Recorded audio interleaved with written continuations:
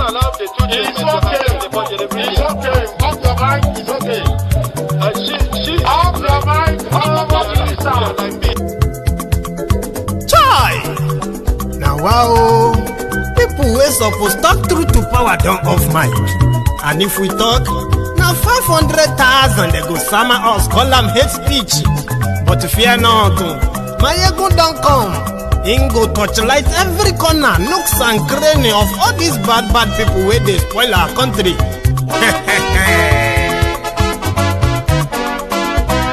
So my people make we laugh, oh yo yo. My ego don't come, oh yo yo. My people make we shout, oh yo yo. My ego don't come, oh yo yo. My ego don't come, man of the masses, oh yo yo. My ego don't come, oh yo yo. My ego diary politico, oh yo yo. My ego don't come, oh yo yo. This one not the off in mind, oh yo yo. My ego don't come, oh yo yo. And in the touchlight every corner, oh yo yo. My ego don't come, oh yo yo. Okay, some people be they holla say they want the power. Chai, them be promise us say we go get light and power. Them hustle sote they can't get the power. But now they know they do anything with the power. Every day, dollar just they get the higher power over naira. Still them talk say make we off mind. But thank God say my ego don't come. So my people make you lie down, yo yo. My ego don't come, oh yo yo. My people make we shout, oh yo yo. My ego don't come, oh yo yo. My ego don't come, man of the masses, oh yo yo. My ego don't come, oh yo yo. My ego diary politico, oh yo yo. My ego don't come, oh yo yo. This one not they off in mind, oh yo yo. My ego don't come, oh yo yo. Person where they do evil, no one make person talk. Them say that my yegun, that man too they talk. He too they talk. Say my yegun diary, he they hot like pepper. But every day then they take money in bulk. Woman picking, they the street they hawk. Still them talk say make we no talk. But thank God say my yegun don't come. So my people make you laugh, oh yo yo. My yegun don't come, oh yo yo. My people make you shout, oh yo yo. My yegun don't come, oh yo yo. Man of the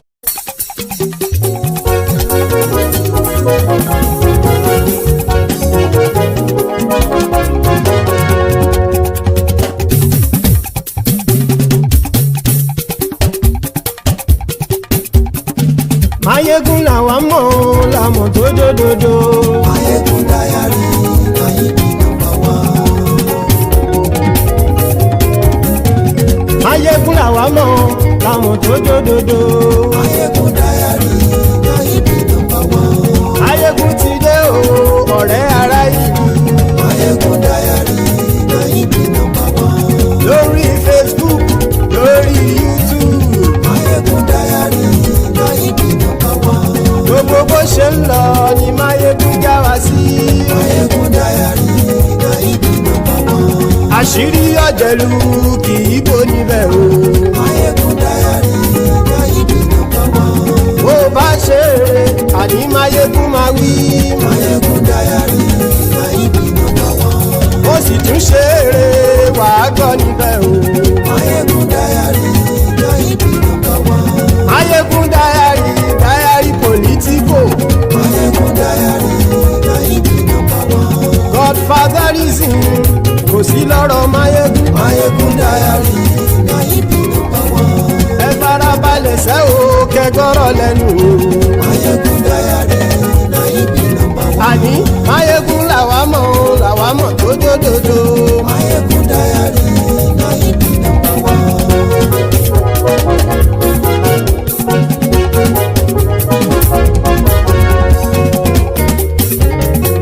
Àní ẹ̀sùn ràkì.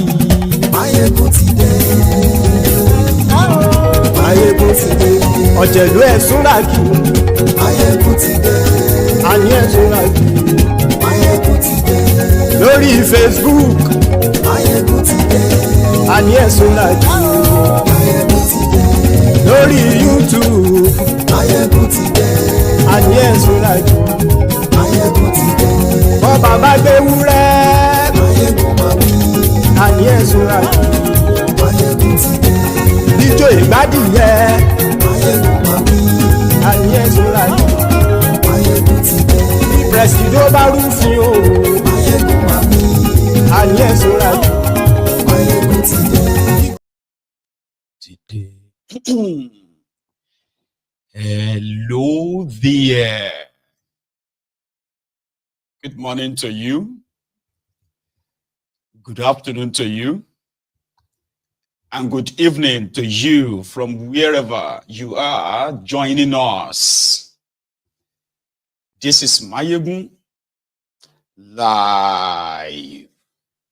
Mayegun Live. Thank you so much for joining me. Brethren, kindly remember that once you see or you have read the caption of the broadcast, you should endeavor to read the description of the broadcast as well, all right? Then like the broadcast, share it.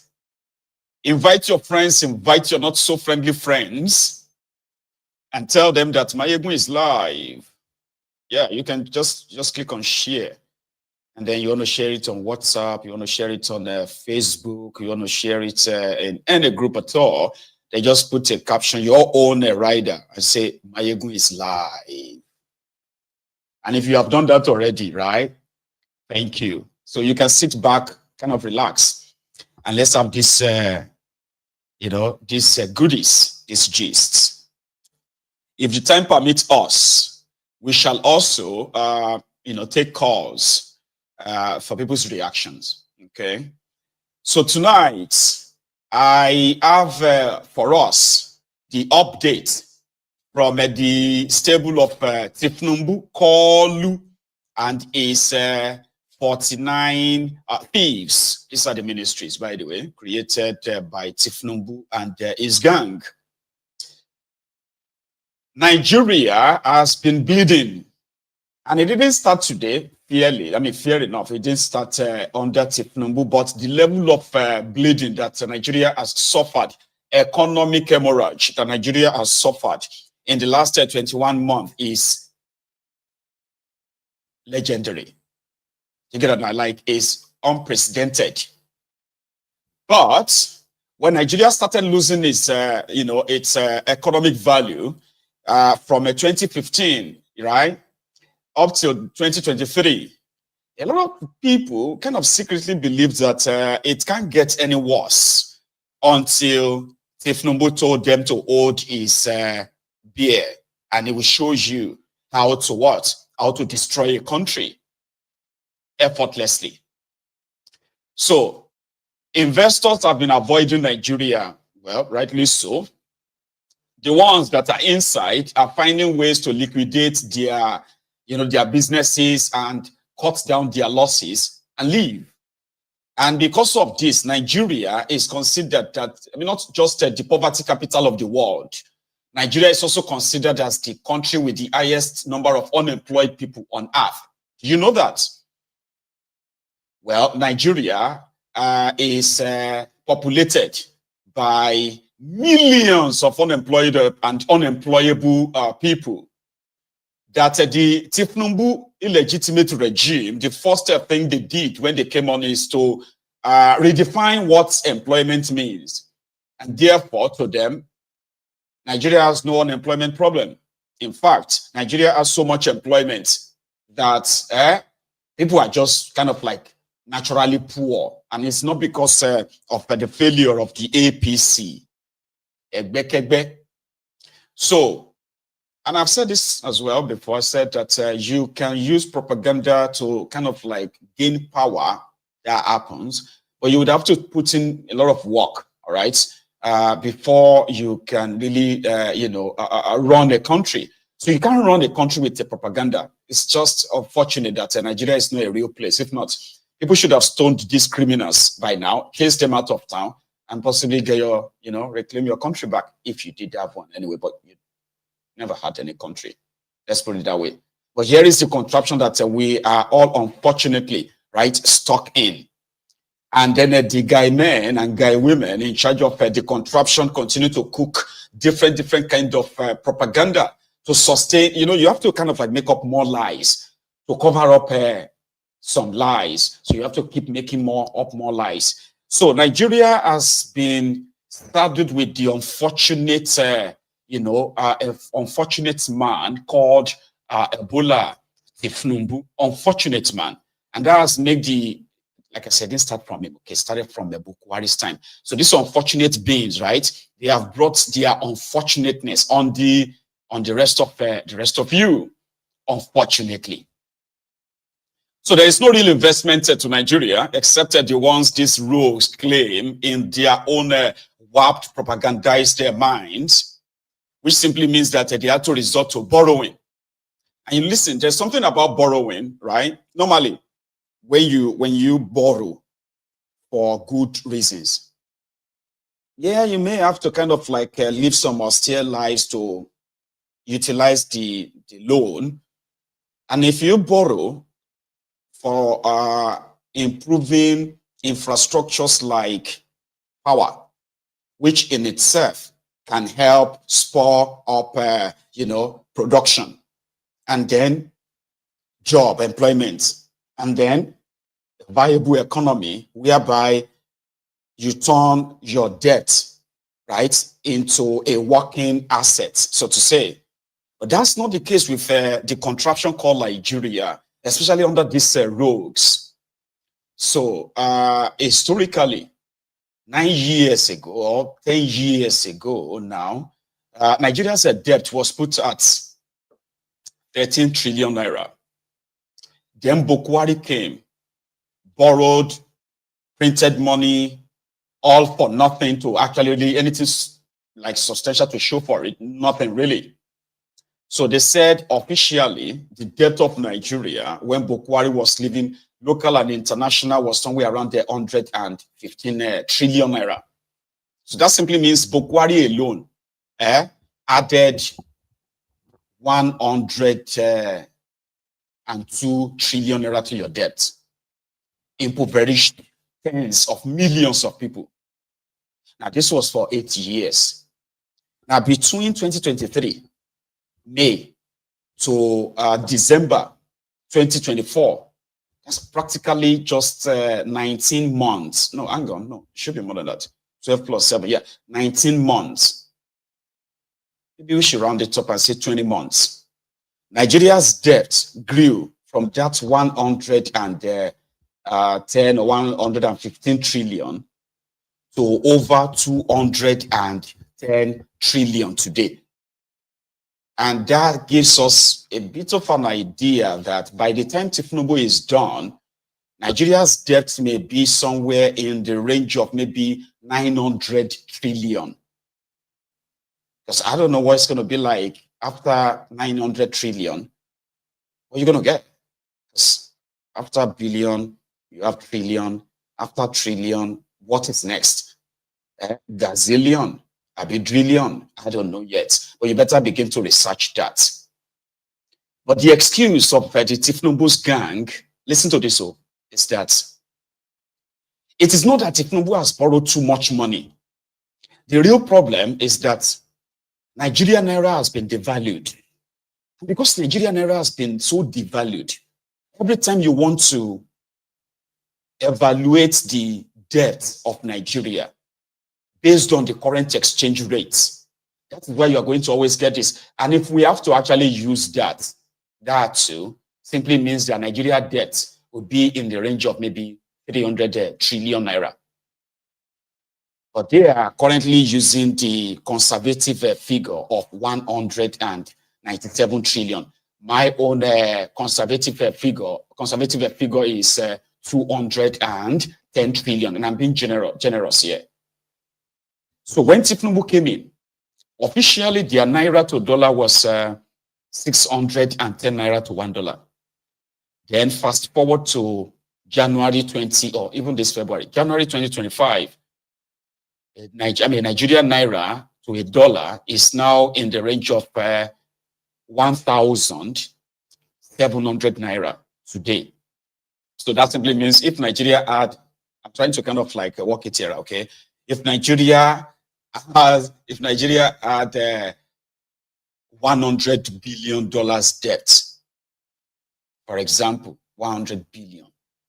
So that should kind of be somewhere around 600 naira. So that should be somewhere around, 70 trillion naira, just roughly, plus or minus, which is kind of like, right? Now, if Nigeria's debt is somewhere around 150 billion, and you have to multiply that by 1,700 naira, so you would get over 200 billion naira. So again, debt would have been so good if the money is used judiciously. If you turn your debt to an asset, right? That you can say in another 5 years, when you have, for example, 50,000 megawatt of electricity, and 80% of 80% of the country is electrified, including industrial areas, and businesses have access to cheap electricity, which is, in other words, kind of like will multiply, profit and the rest of that, including taxes as well. That's not what these guys are doing. They are borrowing money, right? In their own words, so to defend the Naira. So just 2 days ago, they had a meeting, and they call it the Federal Executive Meeting, where different proposals in trillions of Naira were made and approved, including endless road rehabilitation, okay, construction, which at the end of the day, if you go back to 2024, you will realize that this same set of rules were kind of like approved, and trillions of Naira were also allocated. And it's like a yearly ritual for them. You understand? So they had a meeting 2 days ago, and according to Wale Idun, the following, where they have approved that they should go and borrow more money. Now they said they want to use this $1 billion. $1 billion is more or less like 1.7 trillion naira, I think. Now, there is no specificity in this. They just said the money will be used for healthcare. Then they had another 30 million euro that they want to borrow from a French bank. They have another 700 to 800 billion naira that they are saying they should go and raise from the bond market. And it's going to be used for housing. 800 billion naira for housing. So let's start from this, okay? Wale Idun. As the Honourable Minister for Information and National Orientation has said, I did present a couple of memos to the Federal Executive Council, and even though we do have another Federal Executive Council meeting coming up tomorrow, in interest of timely and full disclosure of the activities of government and timely release of information thereon, I will just mention that today I did present, and we have the Honourable Minister for Health and Coordinating Minister of Social Welfare, who it really concerns, except that it was World Bank financing, IDA, International Development Association financing, which is the concessional arm of the World Bank. They give out grants, and they give out virtually next to zero interest money, 1% funding for a long period, 40 years. And under the Human Capital Opportunities for Prosperity and Equity programs of the World Bank, of the IDA, 2 projects were approved for financing.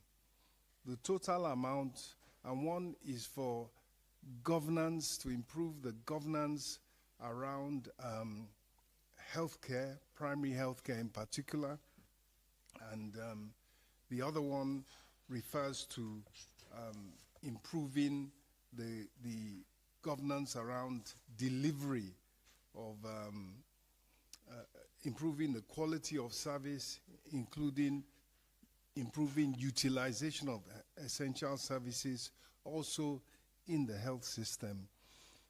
And as I said, the Honorable Minister for Health is here, and so he can elaborate further. I will limit myself to saying that the total financing of those two projects under the HOPE agenda, that is not the renewed HOPE, this time it is the HOPE agenda, the Human Capital Opportunities for Prosperity and Equity Program. So apart from two loans of concessional loans of $500 million each, there's also $70 million in grant financing from other international bodies. So it's a total of $1 billion, I think $70 million in grant funding for the health sector. In addition, customs, which I have the honor of chairing the board, the customs came with some 20 billion naira worth of important projects and procurements, CNG vehicles, and some construction of and furnishing of facilities, particularly their forward bases in the remote areas, and also about 1 billion naira worth of financing for life insurance. So it's the group life insurance policy, of course, which is implemented by underwriters and brokers. So we had 2 transactions for customs and then 2 transactions in the health center. That's what I have to report for today. Thank you. That one is coming up tomorrow.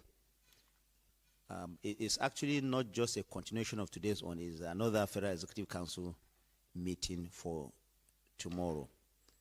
Recall that since December, we've not had anyone, so a lot of memos have gathered, and the President is determined to dispense with all of them. So we want to say that tomorrow there will be another press briefing after FEC meeting. Let me at this point invite the Honorable Minister of Finance and the Coordinating Minister of Economy to go first. Nuisance, Lily. Are you following? So if you want to know how shady and dubious these criminals are,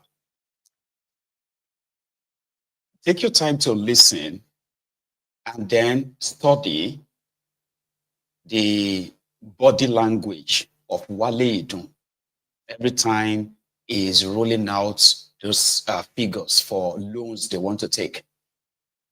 We'll be looking for some fancy words to kind of like, you know, to dress this arbitrary borrowing. They want to take $500 million loan. And according to him, it is, which is a lie. It is a 1% interest. That's a lie. The cheapest loan that this World Bank, IMF, and some of these guys, the cheapest loan they've given to Nigeria is 37% interest. There is nowhere in any of their loans where they are giving them 1% interest rate. Nowhere. But you see these criminal politicians also kind of knowing the kind of country they are running, right? And the people therein who are mostly not interested in details. Say, so they can roll out these lies and you dare not question it.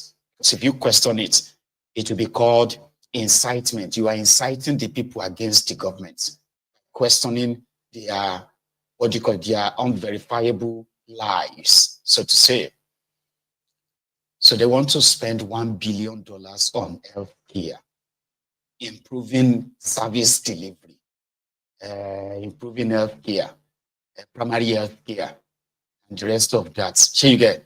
So what they are practically saying is, Thiefnubu's government, because you see, primary healthcare is for local government areas, secondary healthcare is for the states, tertiary healthcare is for the federal. However, what Wale Idun just said there was that they were borrowing 1.7 trillion naira for primary health care service delivery in Nigeria. So that tells you everything you need to know. It simply means once they get the money, it's just some peanut for the boys to share. Right? Then they said, oh, they are also going to collect a 70 million grant. I don't know if that is coming from the World Bank. World Health Organization. Ooh, I don't know. You know? Or they know the people they are leading. Here you get that people are not interested. They are too poor to think. They are too distracted, preoccupied with what they are going to eat next. Where is the next meal coming from? To be interested in what a minister is reading or not. Here is another one though. This one is Musawa, the Minister of, I think, is it culture? So today the Council approved the establishment of the Creative and Tourism Infrastructure Corporation to invest and develop Nigeria's creative and tourism industries infrastructure under a PPP partnership. This is really a very transformative initiative that we hope will propel Nigeria's creative industry and the tourism industry to new heights by allowing it to unlock its immense potential that we all know it has for economic growth and for global soft power. The new Federal Ministry of Art, Culture, Tourism and Creative Economy was created in October 2024, and we are really meant to go out to see what we can do to build on the creative industry, the cultural industry, and the tourism industry. The establishment of this Creative and Tourism Infrastructure Corporation is a special purpose vehicle under a PPP framework that will allow us to identify and to deploy and finance critical infrastructure needs in the creative industry. I think we all do know that at the moment, everybody talks about creativity being in Nigeria. There's a lot of interest in Nigeria, not because of anything, but because of our content and because of our creativity. And Mr. President was very, very intentional in trying to diversify his government by making sure that we build on the creative industry and in innovation. So we have now engaged with development partners and stakeholders all over the world in this discussion to develop innovative infrastructure development and financing approaches. So the real key objectives of this CTIC is to provide the infrastructural foundation that is needed for the creative industry and for the tourism industry, and to generate at least $100 billion to the increase of the GDP and at least 2 million jobs, specifically for a younger demographic. We really hope to develop world-class infrastructure. We want to attract investment, and we want to nurture talent and innovation, and we want to promote Nigeria's cultural heritage and use it as a tool for growth for us globally and for us locally as well, and to create output generally. So by bridging the infrastructure gap, because everybody knows that there's a lot of value in the creative industry and in the tourism industry, and this value can only be really extracted to the benefit of the Nigerian if we put the modalities in place that allow its growth. One of the key areas that has a huge gap is in the area of infrastructure. There's a huge content, there's a huge talent, there's just so much, but there's no infrastructure.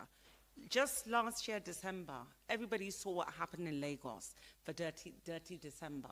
This was a huge, huge way of showing the world that really Nigeria has what it can offer to the world when it comes to the creative industry. But can you imagine if that Dirty December was supported by the proper infrastructure that will allow its growth? We want to leverage on that output in order to make sure that we can really have the value, the huge value that can bring economic growth through this industry. So let me just talk briefly about some of the projects that we're looking at. And some of these projects are Obudu Resort, Ranch, Yankari Game Reserve, the Abuja Creative City, a 5,000 cinema screens, Creative City at the Wole Soyinka Center, Lagos, Center for African Arts, Digital Distribution Network, upgrading the National Gallery, and expanding National Arena capacity to 100,000. We want to bring a Nigerian museum to Abuja. Imagine the giant of Africa not having a museum in its capital city. We want to bring Nollywood and realize Nollywood as a proper destination. And I spoke about the music arenas that we need to have all over the country. So, you know, this is huge, huge. It's a wonderful day for the creative industry, and it's a wonderful day for the tourism industry, because we have started on a journey to put in place not only the infrastructure, but the modality that will allow us to really see the value and the worth that can be expanded to the general Nigerian public. So I'm looking forward to talking with the press in future as we begin to outroll some of these projects that we're doing. And yes, it's a fantastic day, and thank God that the memo was approved by the council. So they are going to renovate Obudu Cattle Ranch, Yankari Reserve, Wole Soyinka Theatre Center, National Theatre. What else? And they are going to increase the cinema center in, right?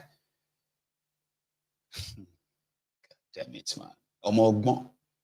Because you have to present something. If you want your own cuts from, from the largesse that they share via ministries, she's in charge of the tourism, I think.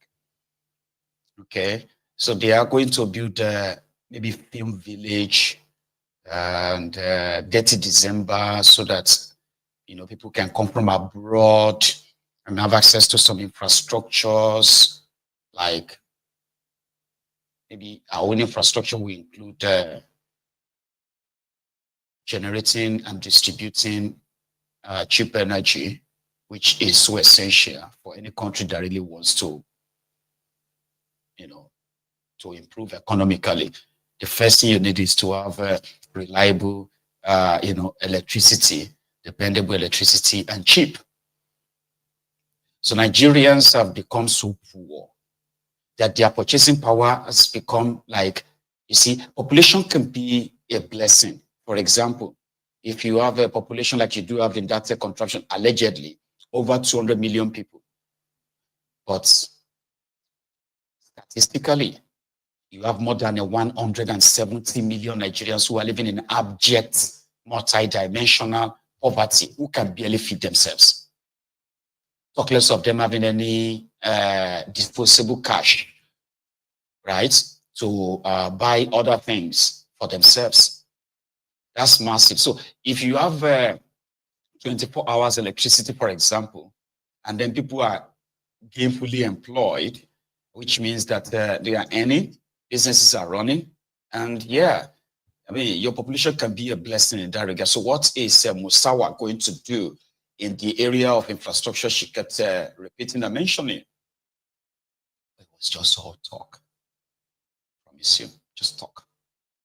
So next year, you're going to see her again talk about how they are going to renovate Obudu Ranch, how they are going to increase the animals in the young. Have you seen the lion in Ibadan and the Abuja Zoo? Have you seen them? Baba? man, you will feel like, man, I need to adopt this animal, or they should just put them down. You see the shege that people are seeing in Nigeria, that people are hungry, people are starving, people are, animals in their zoo, they are suffering too. No joke, true story. But yeah, maybe they are going to probably feed them now so that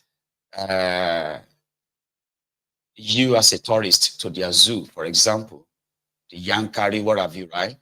So you won't become, you become food for these animals. Or have you ever seen where in the world, have you ever seen where lion in a zoo is doing like this? Bros. Yeah, that's more or less like what the animals in Nigerian zoo, that's what they do. If for those ones who are like caged, they can't jump at you, you'll be seeing them do like this. Bros, please. For real. Or billions and billions, hundreds of millions, hundreds of billions of naira are always budgeted for all these things every year. So Musawa,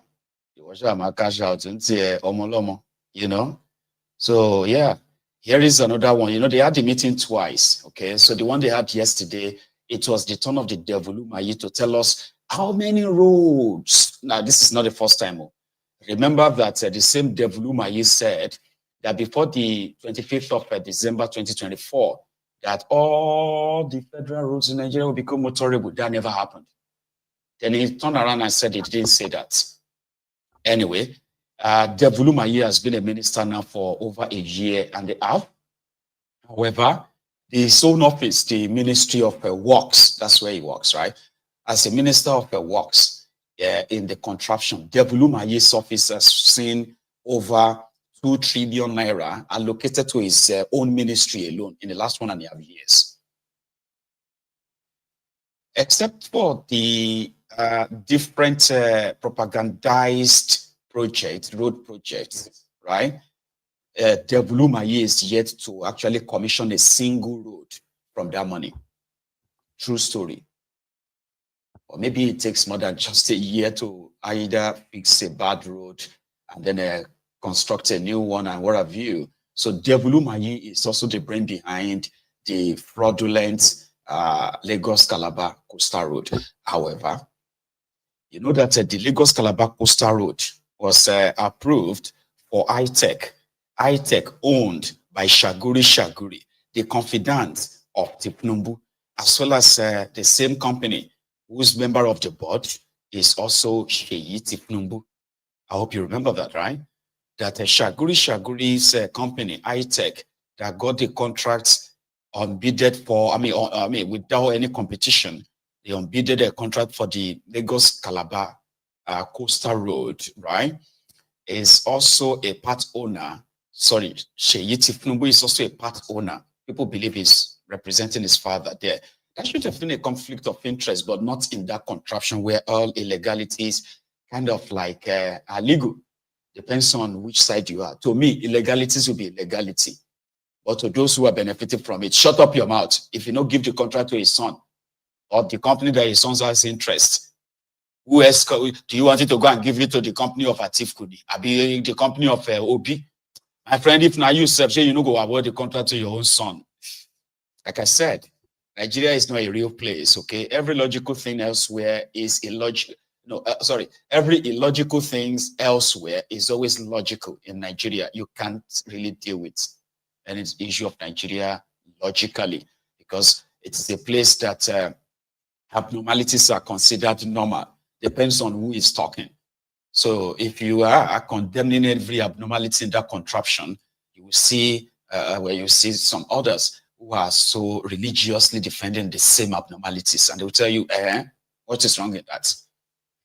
Umahi here rolling out the approved road contract. And if you pay attention very well, out of this list that Umahi is going to read to you, right?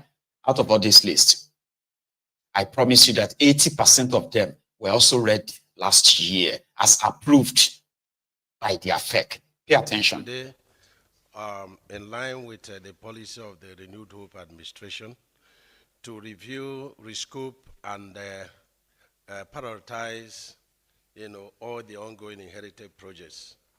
FEC approved in this direction about 14 projects, and I will mention the projects very briefly because yesterday you people were calling and asking details.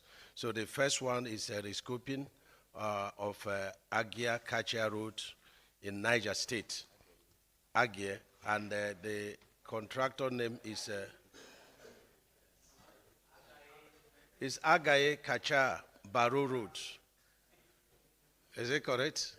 And the amount is for 22 billion, and the contractor is Mrs. GRU Building Construction Limited. And then you have the second one, is Uduokpani, rehabilitation of Uduokpani Junction, Akpeti, Central Section of Calabar, Ekom Ogoja Road. And the amount is 26.335 billion, and the contract is Samatec. Then the third one is, the contract Abiokite Ajebo Road, Sport to Iyana, Mosa Road in Ogun State. Contractor is Mrs. HMF Construction Limited, and the amount is 10.89 billion. The next one is the Inoma Iheaka Abaji section of Ibaji Odulu Ajegu Road in Anambra State. The contractor name is Niger Cat, and the amount is 9.33 billion. The next one is the construction at Umahi Ikuano Ikotepene Road, Umahi Umudike. The name of the contractor is Mrs. Heartland Raycon. Heartland Raycon Construction Company. The amount is 14.37 billion. The next one is the Kaduna Jos Road in Kaduna State and Plateau State, Phase 1. The contractor is Cetraco, and the amount is 33.423 billion. The next one is the Yola Fufure Gurin Road in Adamawa State, and the amount is 11.81 billion, and the contractor is Wiz China Worldwide Engineering Limited. The next one is the Ijebu Iboti Ta Egbe in Ogun State, and it has, that state border route is Aretech Construction Limited and 13 billion. The next one is the contractor Mrs. Mode Limited, amount 7.68 billion, and it is for Lamido Road in Taraba State. The next one is the Nkomoro Isu Road in Enugu State and Ebonyi State. It's Arab contractors, and amount is 14.49 billion. The next one is the Kote Bene Border, Aba-Owerri Road dualization.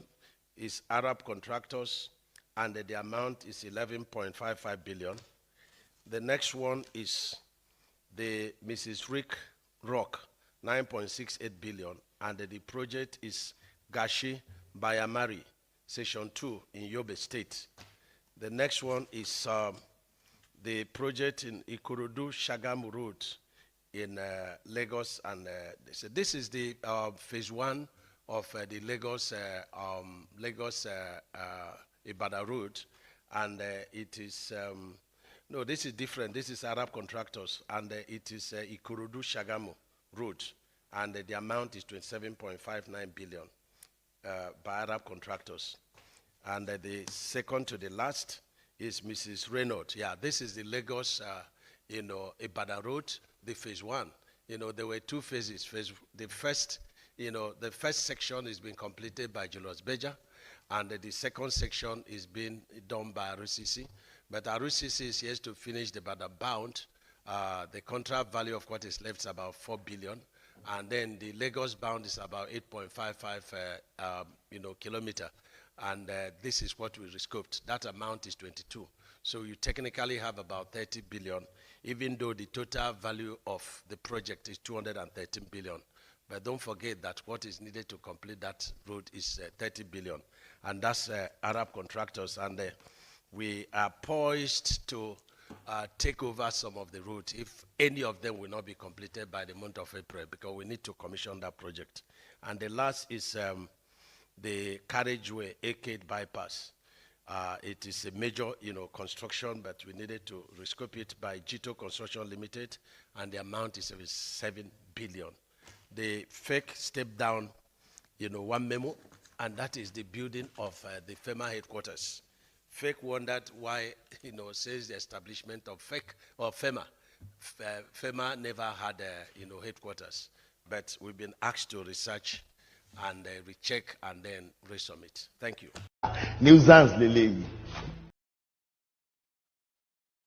Yeah.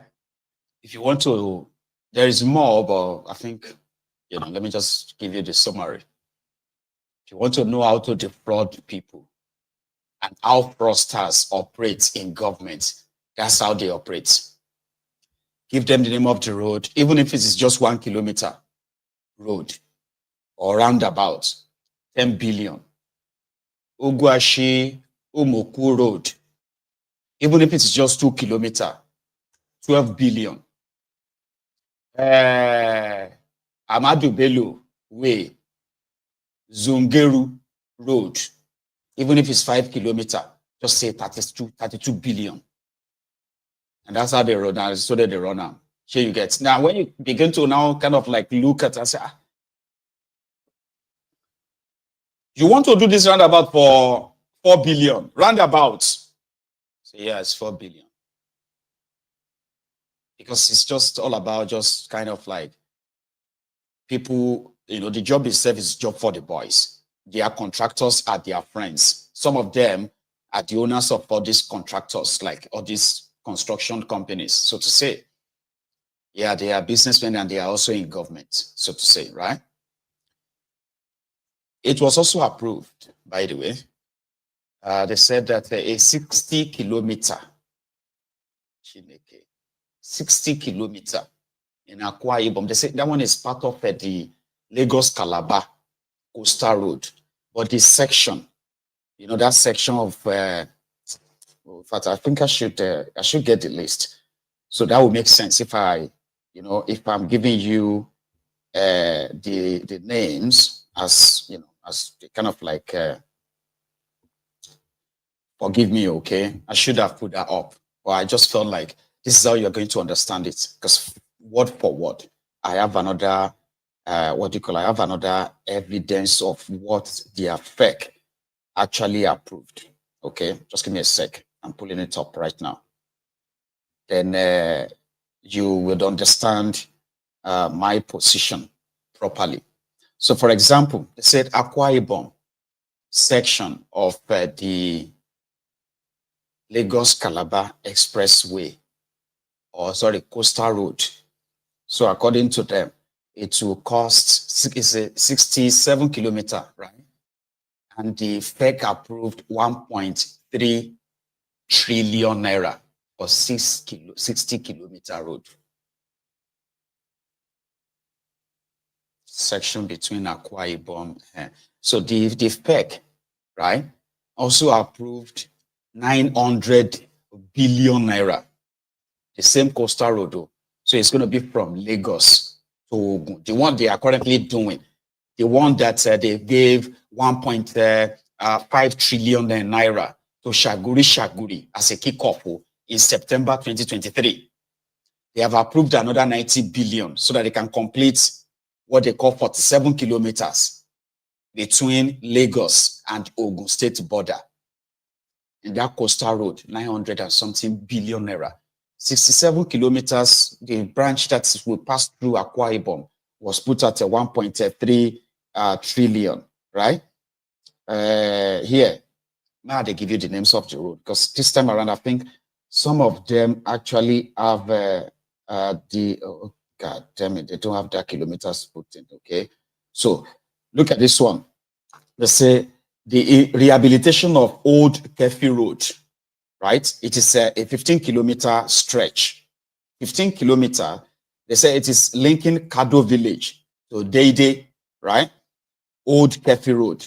I bet that's like Abuja, Nasarawa or something, Abi. 15 kilometers. Guess how much? 26.87 billion naira. You divide it. Does that not mean that each kilometer road is going to cost like how much? 1 billion, or better still, maybe 1.4 billion naira per kilometer. 1 billion naira per kilometer. Now, here is another. I'm trying to look for the ones with the exact, what do you call it? Kilometers, because most of them, they don't. They just kind of read this out to people and say, for example, they say, renewed hope cities and estate projects in Katsina West, 31.6 billion. Here is another one. They said, Kuje Gwagwalada Dual Carriageway projects, 7.5 billion. Awarded to Gimo Engineering Limited. And now here is another one. It's called Arteria Road, road number 1, right? Which connects, this is in Abuja, which connects Wuye district to Ring Road 2, is valued at 62.5 billion naira. They didn't say exact stretch, by the way, right? Here is another one within Abuja as well. Okay, here is another one that will cost 100. I'm gonna approval for the bus terminal in Mabushi, right? They said they approved, they got an approval, right, for a bus terminal in Mabuchi. Guess how much is the contract for the bus terminal? 30.97 billion naira. If you put all of this into, what do you call it? If you put it into dollars, so we are talking about $18 million for a bus stop to build a bus terminal. Okay, probably it's worth that anyway. But here, where else I picked up some of this sundry. Here is another one. This one too, they didn't really put the kilometers. Okay, it's called Ado-Ekiti Igede Road Project. It said allocated budget was 5.4 billion. All right, 5.4 billion. Another one is Onitsha Owerri Expressway. That one will take 22 billion. Wusasa Jos route in Kaduna, right? That will take 18 billion. Abia and Enugu states have been allocated 12.75 billion for collaborative road projects. The roads are not mentioned, but the money has been 12.75 billion. So the Abuja Kano highway, right? That one is going to go up 252 billion naira. Okay. Hang on. I'm just picking that. Here is another 5 point. Hang on. This one is in Niger State. Okay. So it is a 5.71 kilometer, right? And that one is going to cost 18 billion. But from what Umahi read in that video I played you, right? There is this Ikorodu Shagamu road. That was the road. It's actually like, it's Ogijo. Princess, that road is called Ogijo Road, Nabi. It's also like Ogijo. You are going to pass Ogijo. Because if you are coming from Shagamu and you are going to Ikorodu, there's this road, right? It's been like horrible. I don't know how to describe it all. Like, I don't even know if horrible is not even like a fancy word. It's terrible. Okay, horrible, terrible. Horrible is worse than terrible. You shall get the idea. Fashola Isaleko Barack Obama in 2018 certified that the road has been completed. I had to copy. I heard that they fixed that road, Ogijo Road. So, fixed which road, Baba? Funny. And almost every year since 2016, I have been seeing 30 billion, 120 billion, 50 billion, all of this billion that they wanted to fix that road. Umahi just mentioned it as part of the road they just approved again. See, if to say these guys, if to say they are actually sincere, you see all these roads, for those who are applying them every now and then, who knows what they face every now and then. If these guys, even if they are thieves, if they are going to steal, right? If they fix every year, right? If they choose and say, oh, we are going to fix 1,000 kilometers of road, of federal roads, for example, 1,000 kilometers. across Nigeria, it won't take them 10 years to fix all the roads in Nigeria. But the thing is, there is never a plan to fix any road. Because to them, if they fix it now, what are they going to fix next year? This is how cold, how cold-hearted they are. So genuinely, if you say, okay, we need $1 billion, we want to invest it in generating electricity and distributing it, right? For example, even if you have to be borrowing 1 billion every year, you are adding 1,000 megawatts, 1,000 megawatts, 1,000 every year. About the last 10 years alone means Nigeria would have generated and be conveniently distributing over 10,000 or probably over 12,000 megawatts of electricity. And do you know what what the impact that one will have on your economy? The impact of having stable electricity alone. But the intention is never to do it. That's why the same thing they told you they were going to do last year is the same thing they will tell you they are going to do this year as well. No progress, no nothing. Movement without motion, you know? They had a guy who is the governor of Katsina State, Bukwari's state. So it was on Arise News that I monitored yesterday. And the guy, in fact, what got me interested was that when I first saw that conversation, I didn't really read much meaning to it. I was like, this one a madman. Like he was lying through his own teeth and with straight face.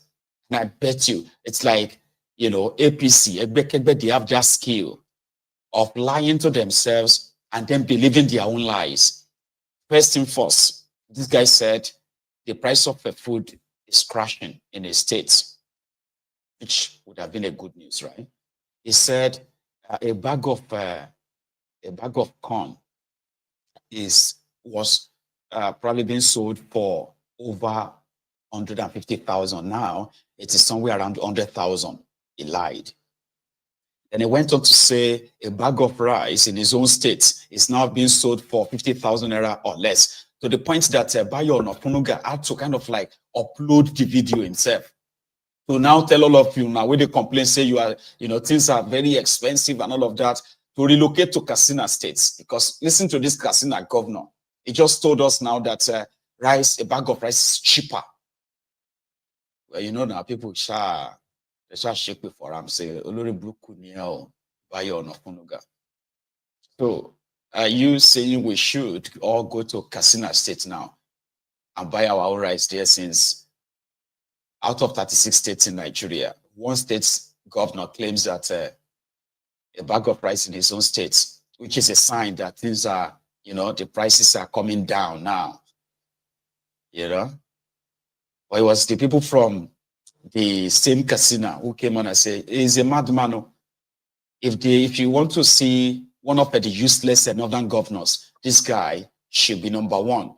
But unfortunately, right, the guy who is the Sokoto state governor seems to be the owner of that number one spot of the most useless governor in Nigeria. But for you to understand that these criminals will lie to themselves and they will believe their own lies, and that is dangerous, is that this guy said he has spent over 100 billion naira on education alone in his own state. Katsina. Katsina state is a state with one of the highest number of out-of-school children in Nigeria. From the last record, over 700,000 children in Katsina state are currently out of school. Now, the MOFO is saying that, we need to review that. It can't be correct because he has spent 100 billion. So went on to go and check what was in the budget of the Katsina state in 2014, for example, for education. So what did we find?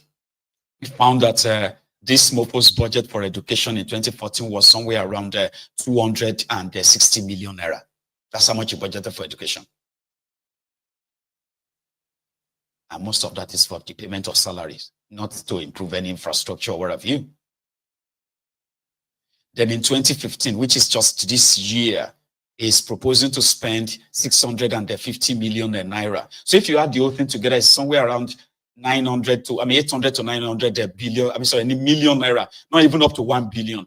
But it was on a TV program, national TV, sat back with straight face, the first one. The first meeting we had after our inauguration, we visited Mr. President, and we told Mr. President that we need support in terms of tackling insecurity in the Northwest, as well as we need support in how to improve productivity in agriculture. And we are glad with Mr. President for establishment of livestock ministry, as well as the support he has been given to the Agricultural Ministry of Agriculture. And that collaboration between us will definitely enhance productivity. And it has clearly demonstrated that in the last farming season, we have witnessed an improvement in terms of cultivation of our lands. Our farmers, about 95% of our lands in Katsina State were cultivated and food was produced. And I'm happy to say that the food prices have drastically reduced. Last year, by this time, we were buying about a bag of maize, about 100,000. Today, the bag of rice is 54,000 in Katsina State. So that has really helped. That becomes necessary because of the support we have given to the farmers. We have bought fertilizer enough to give to each community in my state. That has really helped in their production. We have provided improved seeds. That has really helped in their production.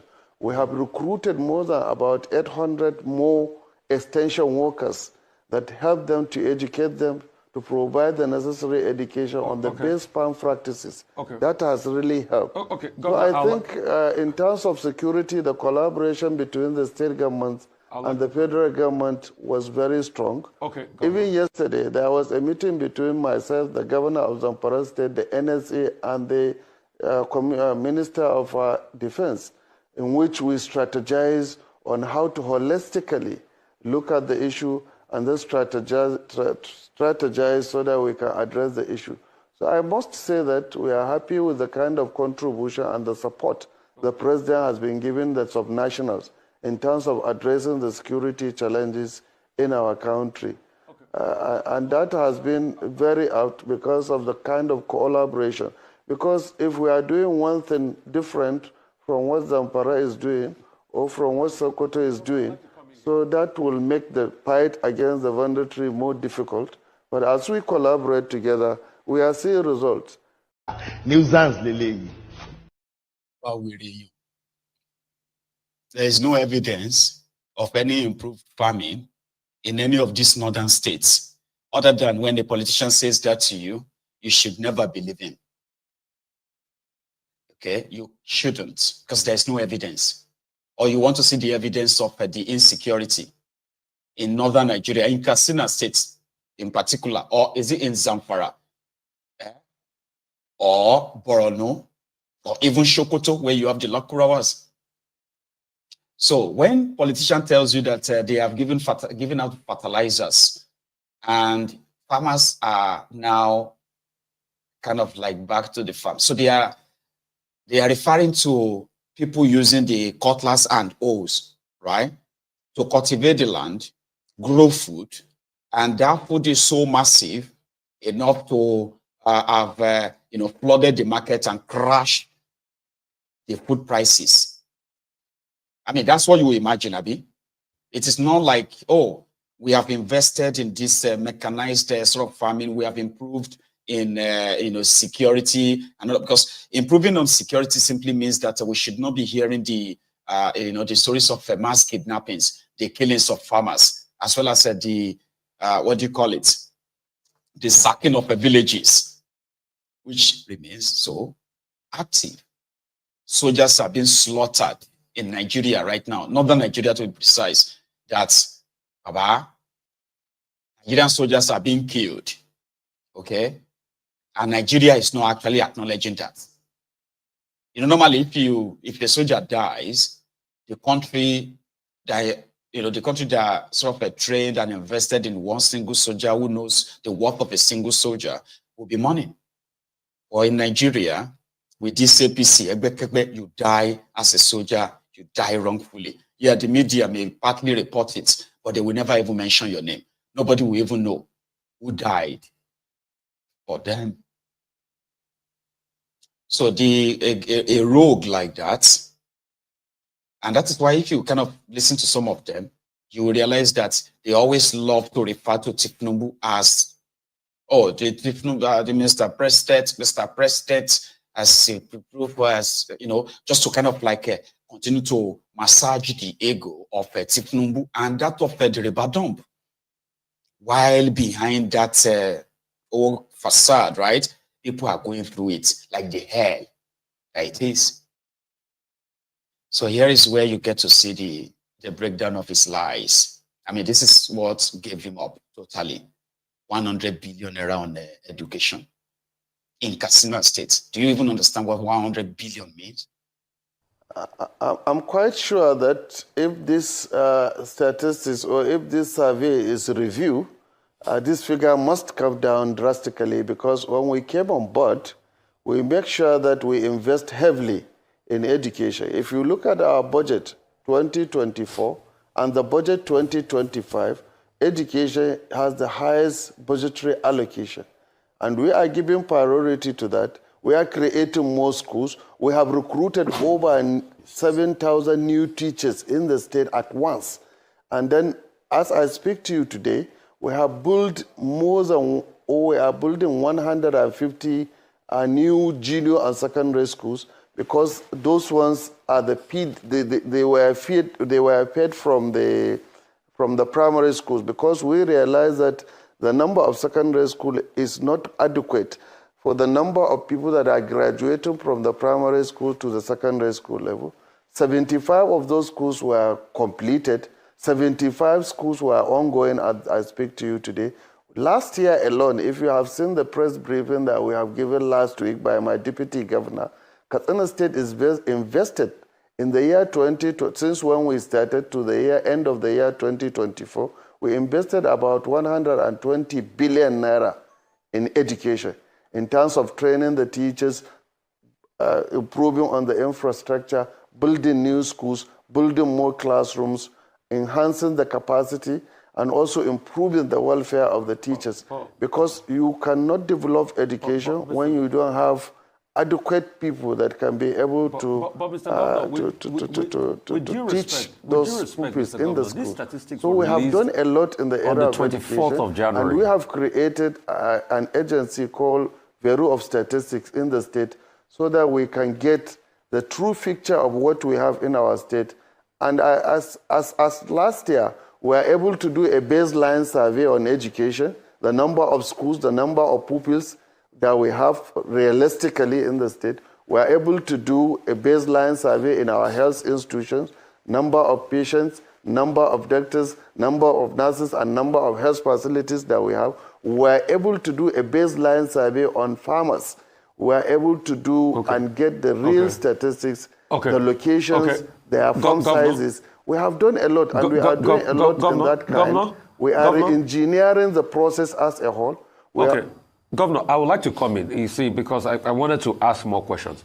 That statistics, you can go and check it, was released by, UNICEF, and the story just came out on the 24th of January. So maybe based on all you have done has not reflected. Secondly, you said you have a Bureau of Statistics in the state. Can you give me your own baseline statistics on the number of out-of-school children in your state, based on your own statistics you have? Because UNICEF is saying it's over 500,000 as we wrap up. I'm not sitting here to deny facts. I'm not sitting here to deny facts. I agree with you, there are out-of-school children. And there are a number of out-of-school children in the state. I'm not denying that fact. But what I'm saying, I'm denying the figures they roll out, because what I'm saying is the figures must have changed by now, because we have invested, and we are talking about a figure that was given last year. And I believe with what we have done in education, that figure must have reduced.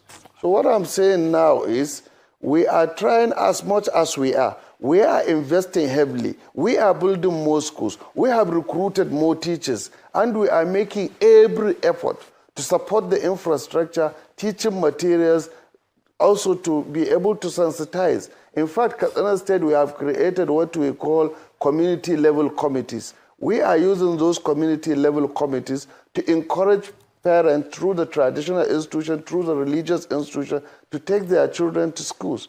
And then you cannot encourage people to go to schools when you don't have adequate classrooms to take care of that number. So what we are doing as a government now is improving on the number of classes, improving on the number of teachers, improving on the number of infrastructure, and then the furniture in the house, in the school. Nuisance lele. Right, like I said, they have penchant for lying and then repeating the lies, because they believe that the more, probably the more you repeat a lie, the more it will become the truth. And to make the matter worse, a typical APC person or Nigeria politician, they have this gift of lying to themselves, lying to the people, because before you lie to people, you have to tell the lie to yourself. And to make the matter worse, which I kind of categorize it as a state of a mental disorder, is that normally you shouldn't lie to yourself. If you are lying to yourself, that means you are now suffering from mental disorder. Because in Yoruba land, we say two people don't actually, lose out on lies. If the person that they are lying to does not know that they are lying to him, fine. The person that is lying does know that he or she is lying. But to begin to kind of like believe your own lies is a state of mental disorder, where you can now say to people that, you see, facts don't really matter. And you can easily point fingers and say, oh, you are saying all of this because you don't like me. No, it's not about whether I like you or not. It's just about the facts. You are lying. How about you admit that you are lying and then turn a new leaf and begin to say the truth? Some of them would rather eat bar soap than to tell the truth. You are expected to actually join in believing their lies as well. Talking about lies. Adebayo Shitu was the former minister of communication or something under Bokwari.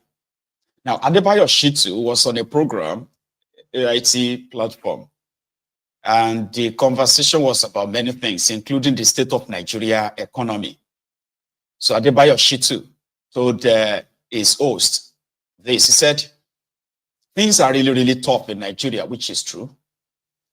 That a woman was calling him. A woman called him 30 times for 3,000 naira. And unfortunately, he didn't have 3,000 naira. It's broke. And I was like, okay, typical. You can imagine, yesterday, before I left home, before I left Ibadan, somebody phoned me from Bauchi and was begging me for 1,000 naira. It could be a life-saving 1,000 naira. Yes, he said for 2 days he had not eaten. Again, about a week ago, somebody also called me, a woman, wanted 3,000 naira. At the time she wanted that money, unbelievably, I myself didn't have that money. And the woman called me 30 times in one day. 30 times. It's not my business to doubt the poverty situation of such people calling. So when you go to such people to ask for their votes or their policy support, they don't care what you are capable of doing. What they are interested in is what they can get out of you today. So that's weaponization of poverty. Nigerians will be wondering, this is a former minister. Look, people ask me, when I say I don't have money, you don't have 3,000. I ask them, when you leave the office of minister, do you still get paid? you don't still get paid. Unless you have stolen while in office, it becomes very challenging. I thank God that I have about 10 children who are already graduates, and it is resources from their monthly resources that I used to take care of. You're still in politics. I'm still in politics. So how do you cope with present-day Nigeria politics, where when you call for political meetings, you provide for logistics, pay members of your party for attending? How do you cope with Well, it is not for me at this stage to, tell you how I cope. Otherwise, and Nigerians will want to know. This interview will become too personalized. No, we want to learn from your personal experience. Let me tell you, number one, there I are have always lessons that said will be it, drawn. I will never steal government money. I will never steal it. So Adebayo Shitu, the former communication minister under Bukwari, that presents himself as, it doesn't have any kind of any scandal to start with, but it is such a rarity for people to believe that a former minister doesn't have 3,000 naira. Now, forget about whether he looted money or he didn't loot money, still public fund, okay? He happened to be, should I say, before he got appointed to become a minister, he probably had a life. I want to believe that. Because the idea of, I don't have access to public money anymore. And then the idea of you, before you join politics, that you should have a life. Here you get now, like if you are a professional, this or that, you should probably have a life. So if a former minister says he's very poor, that he can't afford 3,000 naira, it's kind of like a tough one, On the other hand, I would want to believe him. Yeah, I want to believe him. Okay, let's take out, he didn't steal money, and then he's not rich before he became a minister, which is not true. I'm not going to say, maybe I shouldn't use the word rich, but he was a comfortable person. In fact, he wanted to be the governor in your state as well, right? So using that kind of analogy to explain what people are passing through seemed to me like a mockery. So that it never happens, because imagine somebody who has the phone number of a minister or a former minister, and now you have to ask for from Bauchi is a 1,000 naira. Just saying, there must be a level of relationship that you must have to have the direct phone number of a minister or a former minister to start with. But let's take the message and leave the messenger, okay? So that people are going through a lot in that contraption, right? Is like, it is not an exaggeration. You get what I mean? It's just that there are those who are subsidizing the hardship that Nigerians are facing. Would you agree? Nigeria is a place whereby, rather than for people who can count all their losses in the due to the economic policies, government policies that has taken away everything, almost everything away from you, right? So people who can account or kind of do kind of like a summation of what they have lost or what they are losing in that, and get mad because you can tell how and why you've lost all of this. So get so mad enough that you can face the criminals who have done this to you. Unfortunately, this burden is pretty much like redirected to others who are meant to subsidize. I know how many of this subsidy I am paying.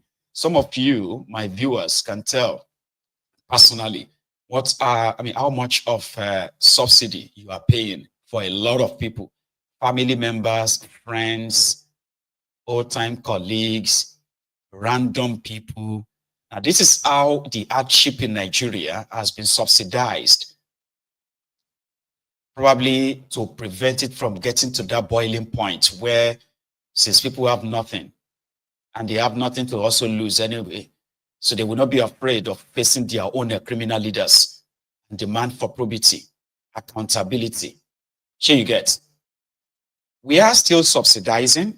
I mean, like, nobody wants to see his pals or his families, stranded and then strung out. Here you get. I'm just kind of putting that out there, right? So that's what we are doing, subsidizing the hardship, right? But look at the Burkina Faso, a Ghanaian, because the Burkina Faso, Niger, Mali, and Chad, these West African countries used to use the Nigerian seaports as their own transit, country of transit. Most of what they import into their countries, right, also pass through Nigeria before they get to their country. They will import things into Nigeria and then transport them by road to their countries. But since Thiefnubu came and sanctioned them, especially Niger, right? So they have developed a longer route though, but a different partnership with Ghana. So 2 days ago, a Ghanaian saw what he made a video of, okay? And it is about improving agriculture in Burkina Faso. Something that you probably wish state or any state in Nigeria would invest these billions and billions on, rather than continue to lie to their people of how they are sharing fertilizers, and they're lying to their people how the food prices will come down next month, next 2 months, but there is no real investment in them. Let me show you this. You know that feeling you get when your president is actually the best of the best? Well, take a look at this. These vehicles are moving from Ghana through to Burkina Faso. Yes, you heard me right. The military leader, that is Ibrahim Traore, is moving all these vehicles to Burkina Faso. These combined harvesters, tipper trucks, whatever. We're actually just going to Bolga, and then we found a horde of these vehicles traveling to Burkina Faso. Just imagine you have these kind of leaders all over Africa. You can imagine the kind of progress we will make as Africans. Just look at these. We actually drove, and then we get to a part where you feel like, oh, this is the end, and before you realize there's an extension of the vehicles. These vehicles are countless. They are so countless, and I just want to say a big shout out to Ibrahim Traore and then the people of Burkina Faso. They've got a lovely president. We love him all over Africa, and he's actually doing his best. I actually wish and hope that even if an election is held in Burkina Faso, Ibrahim Traore would get the opportunity to stand to be elected as president, and the good people of Burkina Faso would do the needful and choose him. Just imagine, look at the number of tipper trucks all over. You can't. I think the other time we found a horde of this machinery for his tomato factory he was putting up, and this time round is just a horde of vehicles, tipper trucks, whatever. Thank you.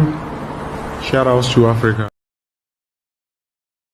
I mean, Nigeria is spending hundreds of billions of naira buying the latest SUVs, and then they will tell you that they have invested 200 billion, 100 billion on agriculture, only for them to turn around again to begin to import rice that they're going to share to the people. They will not be able to show you the farms and say, oh, this is the farm. Look at this farm. Look at this mechanized farm. I mean, see, you know what I mean? Like, do you know that a barrel of crude oil is currently sold for, I think, $76, 93 or 96 cents, or $77 per barrel. Do you know what the barrel of palm oil is worth? That barrel of palm oil, red oil, cooking oil, $168 per barrel. palm oil is more valuable. It is more like earns you more forex than crude oil can. And you have land in the eastern part of Nigeria, for example. If, for example, if 50,000, let's say 60 or 100,000 hectares of land are kind of like cultivated, right? Just to plant palm kernels for this palm oil, and then create the cottage industries that will process all these palm, the palm kernels and what have you. That in 5 years' time, right? I'm just using one product now, not like in many other things that some of you have an idea of. If these eastern governors, because like they have this very lovely rainforest there too, right? And it is so conducive, by the way, for growing this, palm kernel, palm, what have you, palm oil. Simply means, you see, they can be making, and this one has nothing to do with crude oil money that everybody is sharing. This is just money that you have billions of naira that you are spending on cars for public, for politicians and what have you, right? So they can be making more than $100 billion a year from that place, and they can harvest that for the next 50 years non-stop. I'm just saying, And similarly, like if you go to other part of the southern parts, northern parts, there are actual products, like a farm produce, right, that can hand you serious forex. But this guy was sharing a video. He actually did share a video of their tomato farm. Then he also commissioned a tomato sort of processing factory in Burkina Faso. So somebody said that in 10 years' time, all of us who are seeing things happening in Burkina Faso, some of them look so pedestrian, some of them look so ordinary. In 10 years' time, they will have the best and the biggest economy in Africa. Because of what? They are dedicating or redirecting their own little scarce resources into building something that will last in the interest of millions of their people, not in the interest of the few who have taken over power for themselves. So in 10 years' time, not only will they be debt-free, they will be economically viable, and they may be one of the richest, if not the richest countries in Africa. They are not taking loans from anybody. They won't even give them. So they're not taking loans like others are taking loans right now. Now they are working on building, infrastructure around their own resources. It's like investing in something that will outlive you. But the consistency around that, right, is what that really matters. You don't have that in that contraption. One single state in Nigeria can be, far, far richer than the entire Burkina Faso. Due to the mismanagement of the country in the past. But in 10 years' time, there could be a place where all of them go come the queue for their own visa again. Imagine. While the first 10 years under this APC, they've stolen your youth. If you are let's say if you are 22, when this APC happened in 2015, right now you are 32. So they've already stolen your youth from you. Your adulthood, which you are about to get into, it's also being stolen from you. And before you know it, you'll be in your 50s. And you look back and you'll be like, God damn it, man. 20 years of, I'm just saying. Because that's exactly what this is like for some people who were in their 20s in 1999. 25 years after that, 26 years after that, they are in their late 40s, early 50s now. And they can't really say, lucky you, to those of you who have one or two things to point to and say, well, I thank God I have this, I thank God I achieved that. Like, the largest percentage of the people have these 25 years, last 26 years, stolen from them totally. They are old now, and the APC is even doing everything to make it even worse. Before Koolu left Nigeria, right, for France, Akpabiole said Thiefnubu has finally approved, signed the creation of a North Central Development Commission. You know, it's created development commissions for 5 geopolitical zones, except the North Central, right, which is the Middle Belt, right? But indeed, he finally signed that. I don't know why, but he also said that Thiefnubu also signed the creation of being a foundation of a school of something technology in Zamfara, in Nasarawa. Then another school in Rano, in Kano, Polytechnic. Listen to this. In future endeavors.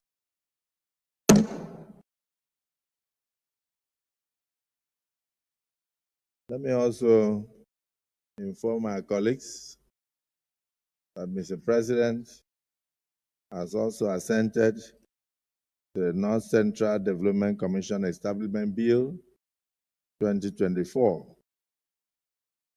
in order to bring development to the grassroots. And for this, we congratulate the good people of the North Central region of Nigeria. And then we wish them more development, particularly peace, as we forge ahead in the task of nation building. The clerk. Mr. President also signed the bill establishing the Federal Polytechnic Rano in Kano. We want to thank Mr. President for this gesture and wish the good people of Kano well and peace, and pray that all who pass through that institution will have the best of life and contribute their quota to nation building. Senator Koolu, you seem to be very happy. You are smiling. You're happy. Okay. Thank you. Clerk. Federal Polytechnic, Kano.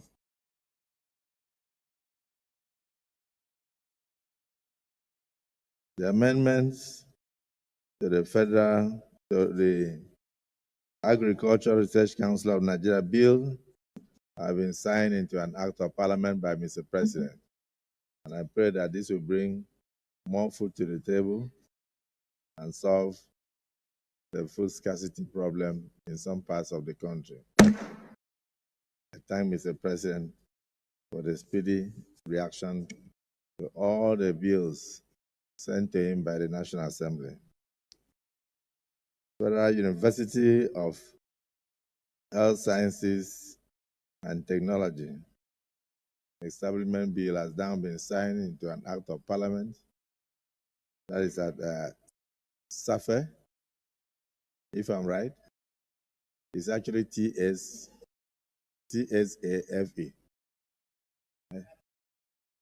SAFE in Zamfara State. If I don't pronounce it well, please excuse me. But the major thing is that the institution has been signed into an act of parliament and fully established by law. And we thank Mr. President also for this.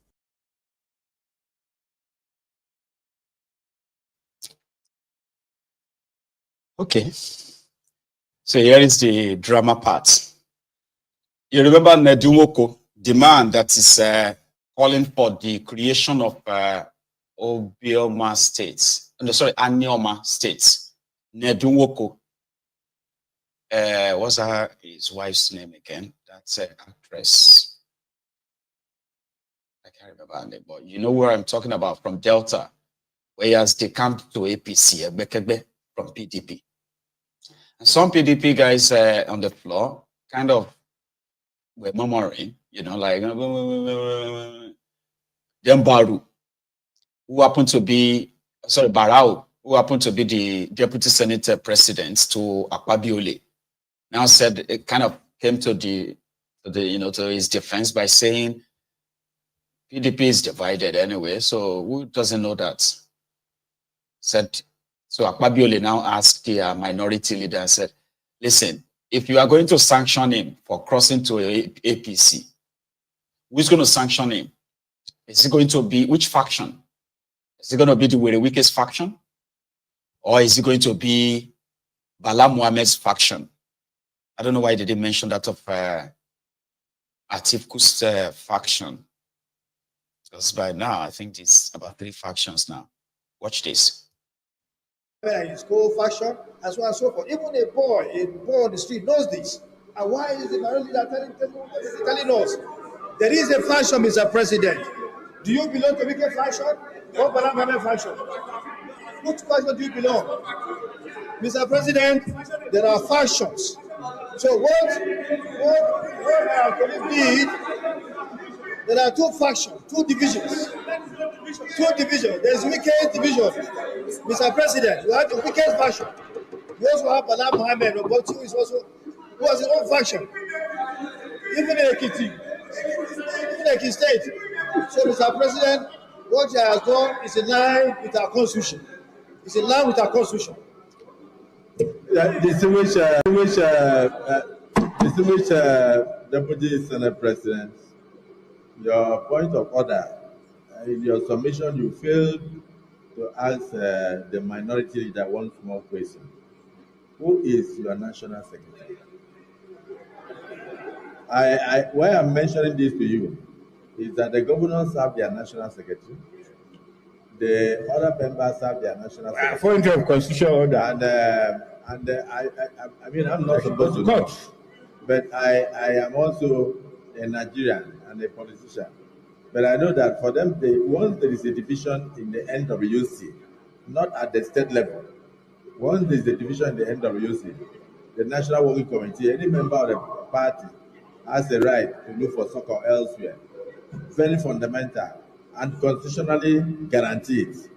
So if the minority leader can answer me, currently, who is the national secretary? Because the national secretary is leading a different faction, and the other national, in fact, there is one of our colleagues, Sam Daddy. Senator, we don't even have to go there. Your point of order is upheld. Has asked me a question. No.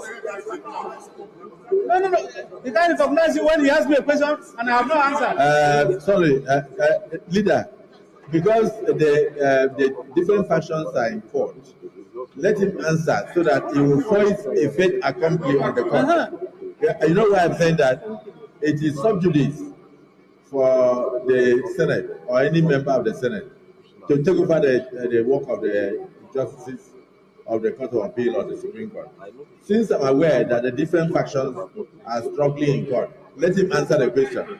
So answer. Mr. President. Answer. Mr. President, I want to say at this point that the PDP is a law-abiding institution organization. And so the Court of Appeal made a pronouncement on the secretaryship of the party. And the party is adhering to that Court of Appeal decision until it is otherwise ruled. What has the Supreme Court said? The Court of Appeal has ruled that Senator Anyanwu is the secretary of the party, and that until the Supreme Court decides otherwise, and the party as a law-abiding organization is adhering to. What about your governors? What did your governors say? Your governors recognize my minority leader. We are going to set up this ad hoc committee to look into your party affairs. Answer my question. Your governors recognize Sam Daddy. Your governors recognize Anyanwu as the secretary of the party. Well, the party is an organization. The party is an organization. Mr. President, the party is an organization. The governor has a forum. And so as members of the party, they are entitled to their opinion. But as a party, we recognize the pronouncements of the court and we abide by the rulings of the court. Well, for me, if you can, I will not set up the ad hoc committee now. because of the fact that people are still running between Court of Appeal and Supreme Court. But if you can convince the Supreme Court, I will. No, I don't. You see, there is a motion on ground that we should set up ad hoc committee to look into the crisis. I don't want to do that. I don't want to do that because I don't want to do that because I don't want to do that because I don't want to take over the work of the court. So please, minority leader, don't be afraid. I won't set up the ad hoc committee. I still decide. Yes, leader of the Senate. Nuisance, Lily. I mean, that's the drama part. That's the kind of like the court jesters, the clowns, who are your lawmakers, lawbreakers, who are lawmakers. So I'm not one of those who probably expect anything good to come out of them, all of them, but pointing this out to the general public is, is welcome. You can possibly put it that way. But here is someone who was talking about the same divided, PDP, and talking about the opposition and what they stand to lose or gain, if something that he suggested is done or not done. So listen to this. Dr. Bati, I think let's remain focused. What is wrong with the APC is what is wrong with Nigeria. And my view, and I think the view of most Nigerians, that our democracy should give something much more better than what we have today. And I am not making any new proposal. If you have been following the debate during the merger negotiations that produced the APC, all these arguments have been raised about the kind of leadership a political party should have and what is required for a party to really position itself to direct elected representative to meet the expectation of citizens. And if we argue that APC has failed, the failure of APC is largely due to its inability to meet a number of some of those criteria. Yes, I was a member of the National Working Committee of the APC. I was part and parcel of the APC from formation to possibly the present day, But that does not disqualify some of us from highlighting some of the limitations of the APC. And I think in terms of the problem of democracy, what were first the problem of Nigerians with PDP that led to the defeat of PDP in 2015?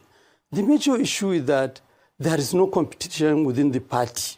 The culture of imposition has taken over the party, so much so that it is predictable. Anybody who has close relationship with Abuja, with the presidency, can pick ticket at any level of the party without bothering to contract relationship with other members of the party.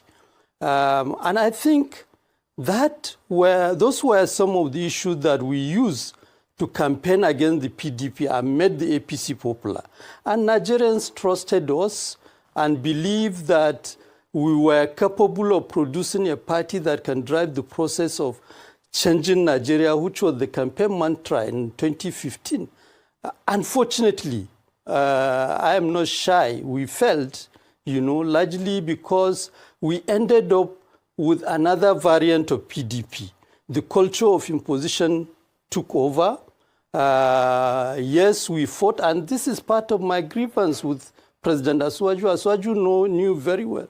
We stood up and faced what you call the cabal in the presidency under former President Buhari, to fight and ensure that a level playing field was provided within the party, which enabled him to win the ticket and become the presidential candidate of the party. So having done that, our expectation was that we would return the party to its founding vision and begin to build a party that can now implement all the campaign promises and direct all elected representatives. But instead, what we see is that a more superior variant of imposition took over, so much so that the party became a parastatal of the presidency of government. You know, leadership of the party cannot say anything contrary to what President Aswaju wants. And so long as that is the case, we can make progress. Now, coming back to some of the issues which you highlighted, which I raised in the last piece, is basically like an appeal to our opposition leaders. Because look, if we continue to play politics the old way, then we are not going to, Nigeria is not going to get any better. We are not going to produce better leaders. We will produce new set of leaders which may continue the practice of imposition and become emperors, you know, so much so that everybody is now rushing to them to now access favors in government and what have you. And that is not what democracy should be about. We'll learn, because this is the era of Thiefnubu, and the idea of a one-party state is pretty much on course. And from the reports that, you know, the APC is getting to that stage that PDP got to before it imploded. And our prayer is for them to please keep going, you know. They say if you see your enemy digging his own grave, don't stop him. If you can, yeah, encourage him. And that's what we are probably encouraging them. Let these people destroying people never find their own bearing. Let the or Al-Qaeda People's Congress, all past and present criminals, APC, let them also continue and digging their own grave. So at the end of the day, once the center can no longer hold, when the implosion, their own implosion will happen, it is likely going to take Nigeria with it. You know? Yeah. It's, you know, Omoyele Showere's latest fight. This time around, it is like a combined fight. So he has this encounter with the former governor of Ekiti State, Kayode Fayewa, who was building or using, you know, his airport project as a conduit of stealing Ekiti State money. And Showere's Sahara reporters kind of like reported that. And Kayode Fayewa decided to sue him. So upon his appearance, you know, for that case, Showore and Deji had few things to say outside the court. Remember, he is still like standing trial. You know, he's defending himself against the charges brought against him by the your illegal police IG, right? Sure. Spent to conclude and complete Ekiti fake airport that he built, that we have told the world was part of the reason why we are taking him on fully in this case.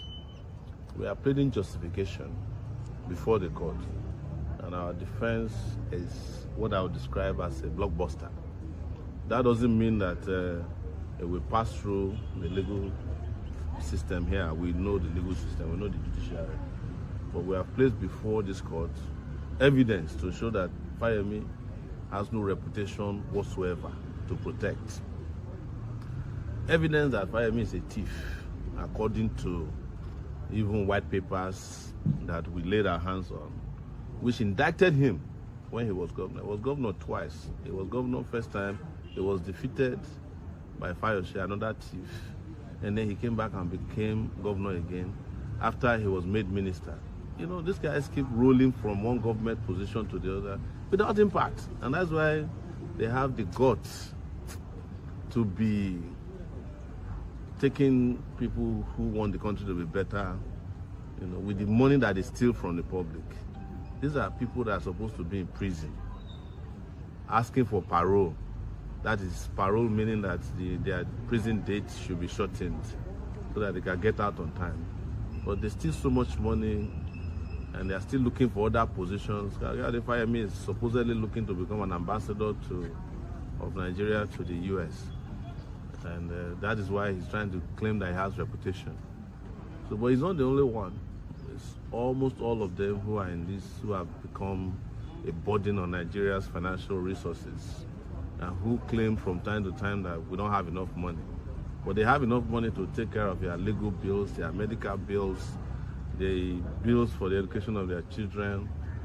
They have enough money to go on vacations at a multi-million dollar vacation, houses in Ghana, in Dubai, that's United Arab Emirates, houses in Nigeria,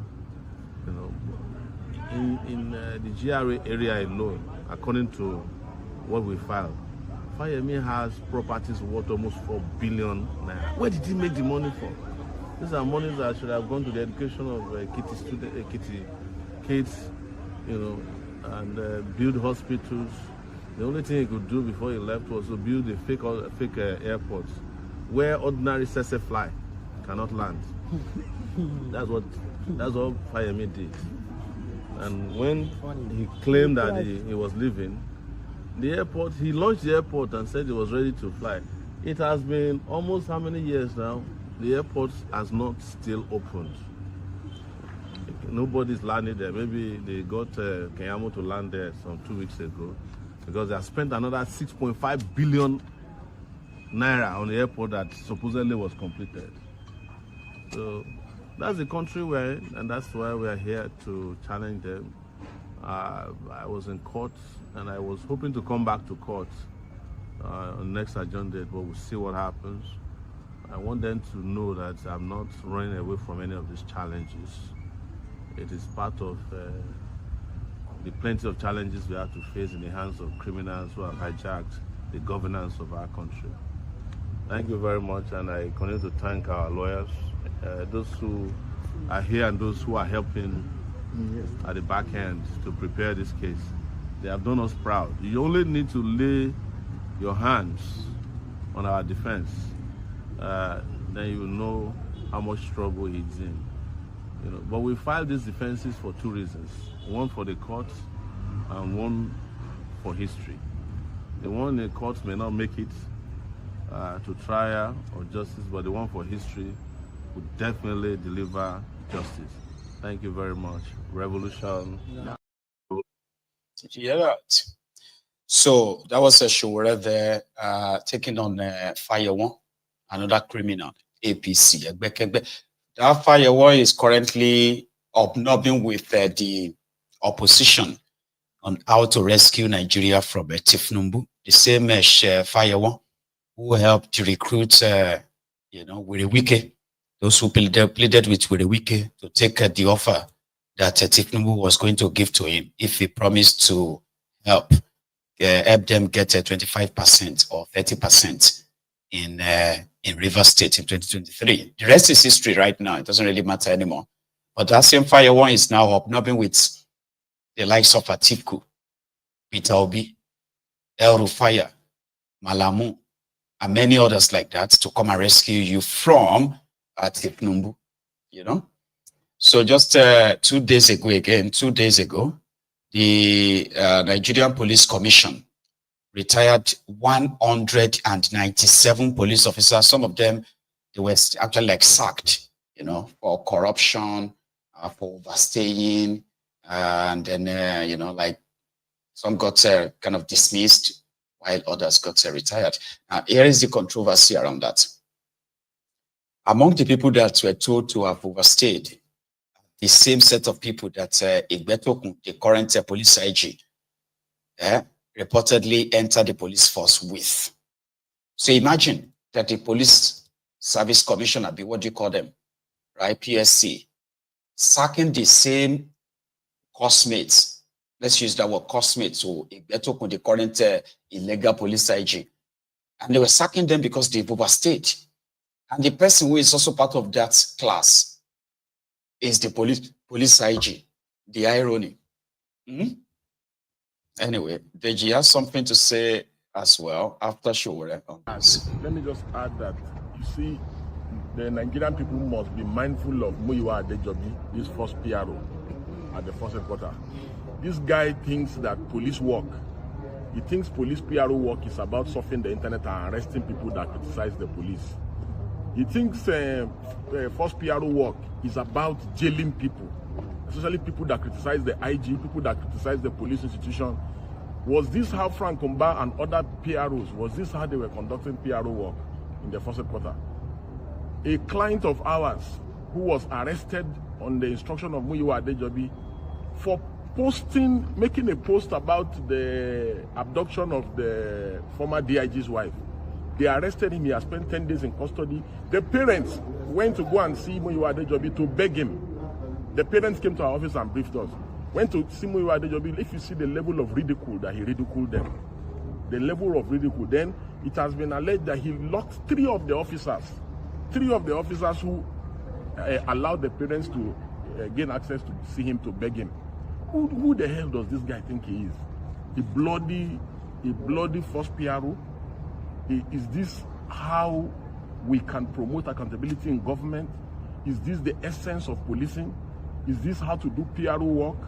He thinks first PRO work is Bolekaja in Lagos, where people are forced to come down from a bus and get into fisticuffs and fight. He thinks it's about. That's exactly how he behaves. Exactly how he behaves. He thinks that the first PRO is Oshodi, where people will just be fighting and grappling and engaging in fisticuffs. So we are taking decisive action against people like that because they are anti-democratic elements in the country. Muyiwa Adejobi is guilty of suppressing citizens' rights and freedom of speech in the country. Yes. And we are going to take appropriate legal and constitutional actions against him to serve as deterrence against other people like him in the police force who continue to victimize and witch hunt people. And this is also to sound a serious note of warning to the Cybercrime Center of the Nigerian Police, that the work of the Cybercrime Center is not to be arresting people who are opposing or criticizing government, or who are criticizing the police authority, or who are criticizing and calling for accountability in the police. That the work is to go after internet fraud, cyber criminals and cyber terrorism and cyber criminals, not to go and be arresting people that criticize the IG, people that criticize commissioner of police, and people that criticize their girlfriend. Yes, do you understand? So because a lady, by the way, was detained for 21 days. She's from the UK, Dorcas. Yes, she said she will never enter Nigeria again. Can you just imagine? Can you imagine the impact, 21 days in detention, the negativity of that? Because they criticize Muyiwa's girlfriend. So my take generally is that people like Muyiwa must be stopped by the citizens. Because if they are not stopped, they will shrink the civic space and they will endanger our democracy. Thank you. Thank you. It is Nigeria, Baba. When my friend told me that, are you being serious? When I said I was going to Nigeria, you know, with that time I was like, man, I want to go to Nigeria, you know, just for a few days. And then it was like, no, you're not serious. I was like, no, I'm serious. Like, I've not done anything wrong. So why should I be afraid of going to Nigeria? You know what I mean? Like that. Like I've not done anything wrong. And I was like, it's not about doing anything wrong, guy. Nigeria is a place that not doing anything at all itself is a crime. Like if they don't have anything on you, that itself is a crime. And all they have to just do is just to blame it on something. Why are you arresting him? Oh, it's because somebody said that he said that. So that's why we are picking you up. Like, what? So yeah, lock him up. And they have the legal system, right? The corrupt judiciary that they sort of work hand in hand with, right? The one that can just say, okay, remind him. Or you've done nothing wrong, go. They remind him. Sorry, one sec. And then you would have to kind of like fight, and you can be there for months. Because they can do that. They can lock you up. Whether it is wrong, well, it may be wrong to the rest of the world, but to these guys, illegality is pretty much like an ego trip, like a power trip for them. Like, yes, I can do it. Lock you up, show you that who is your father, who are you? Who do you think you are? You know, that kind of thing. It's not always about what is right. It is about what they think is right. It's not about what is right in their law. In that same premises, right? You know, there is this I think it was yesterday, by the way. This one was yesterday, when the same Showore and Deji in that gathering, right? It was there to, despite all their face off with the police, it was there to kind of like fight for the same policemen. Because they say if you work for police for 30 years or 35 years, your severance package is so poor that they said, no, that's how it is. That is the tradition. You know, like, just take it. Sometimes you feel like they should not be pitied, but it is sure, okay? It's kind of like made for this, if you ask me. So let's go back to the front of that court again. Sure. To have the right pension. What has happened is unbelievable, Nigerians, that anybody that is an Inspector General of Police, that is from the AIGs to the IGP, they are on a different pension scheme. Anybody that is from Commissioner of Police to the constables, they are on a slavish pension scheme.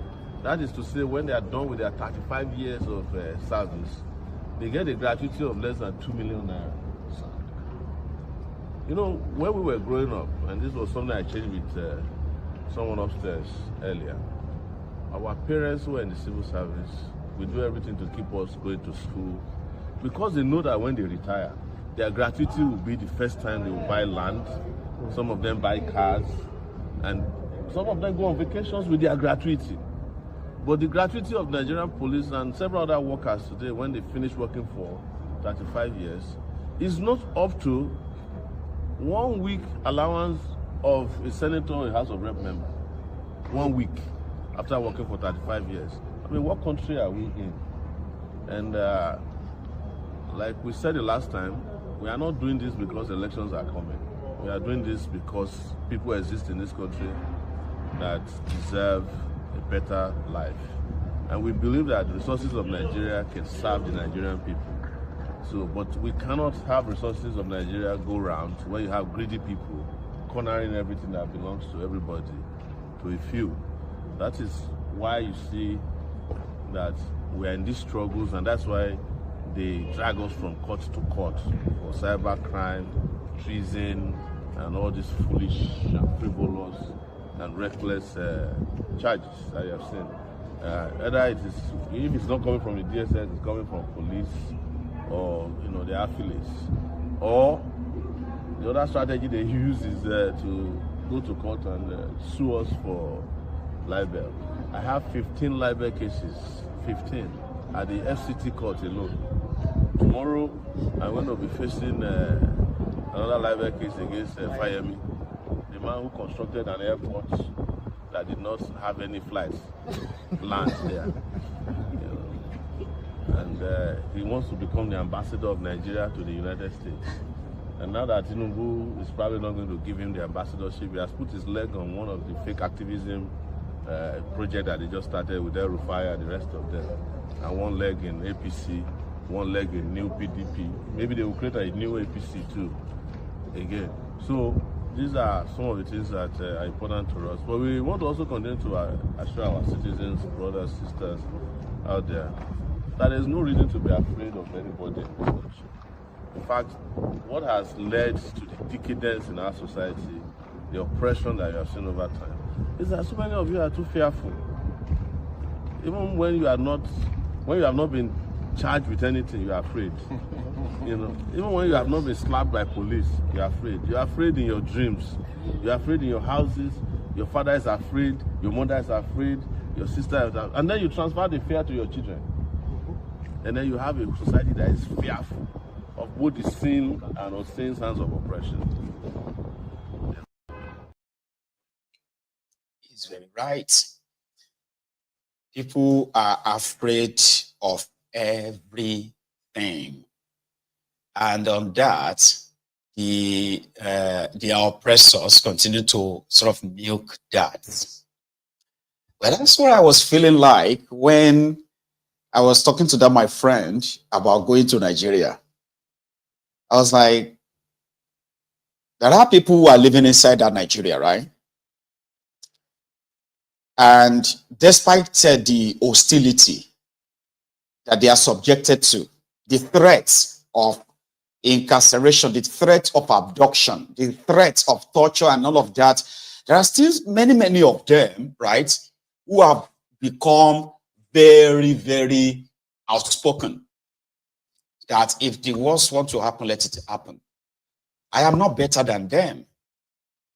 Then it was like, oh, Benny, do they talk like this, Jerry? The thing is that everybody has their own role to play in the entire scheme of things, okay? Except if it is really, unavoidable. Why do you want to go there? It's like just intentionally wanting to go and test them.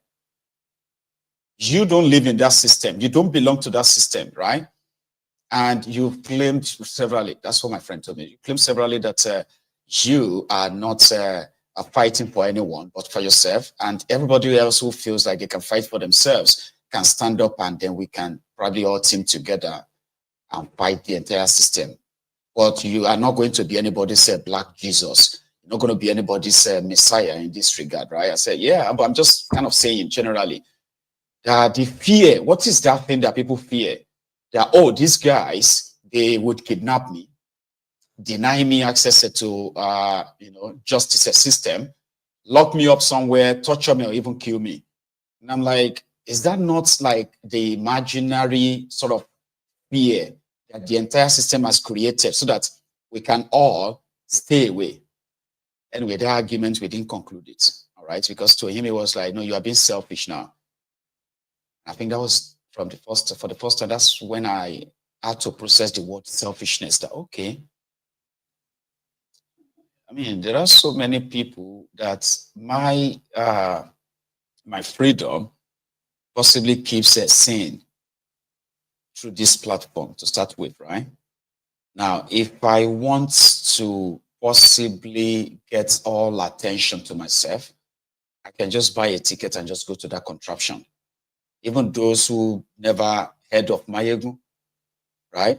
If I get kidnapped and people begin to say, free Mayegu, free Mayegu, free. So that will force a lot of people to want to know who is that guy.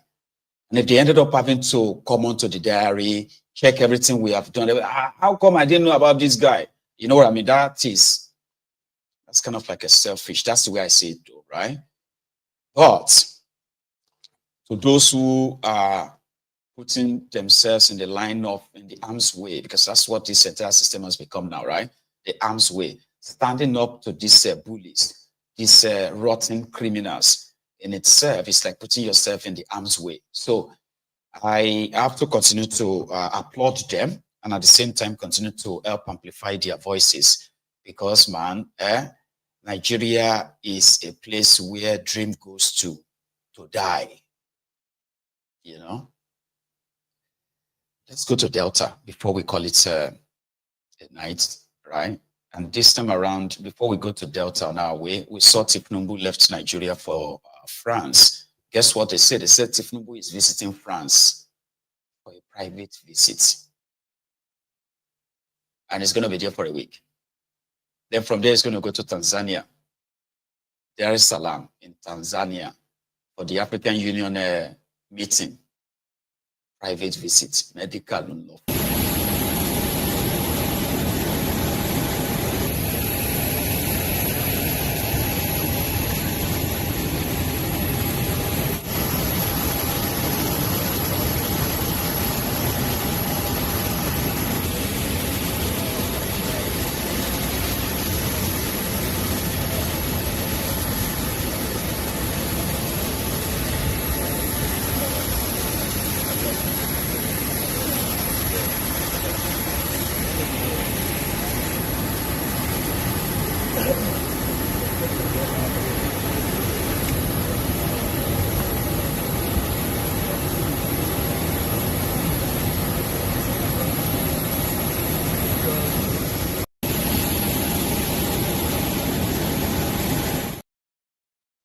That was him on his way to Paris for his appointments with his French doctors. I mean, it was Bokwari and London. Now it is Thiefnubu and Paris. And that's what you have to deal with for the next 2 years or the next 6 years of Koolu. Bright, still bright, brighter Duffy. That's this for us from the collection of the latest criminals arrested by the police. I am SP Daffy Bright, and this is Delta State Police Command. We always talk about persons who carry their phones and put it either in their bag or in their pocket. And we always advise people, it is not pocket set, it is not bag set, it is called hand set, which means the phones are always supposed to be in your hands. These are victims, while these are 4 suspects. These are some of the victims who were robbed by these keke riders. I can't even say they were robbed. Their phones were snatched away from them, and they will tell us how they usually do it.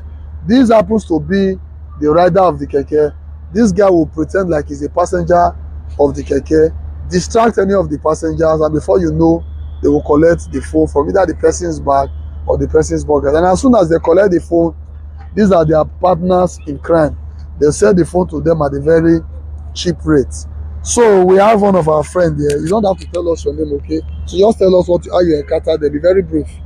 On first Saturday, I bought a keke along Government House. If you want to tell us all that story, time not going to us. There was just talk how they collect your phone. Yes. So coming to Okman now. So I met 2 guys inside the keke, including with the keke rider, making 3. So on our way coming, so one of them started coughing.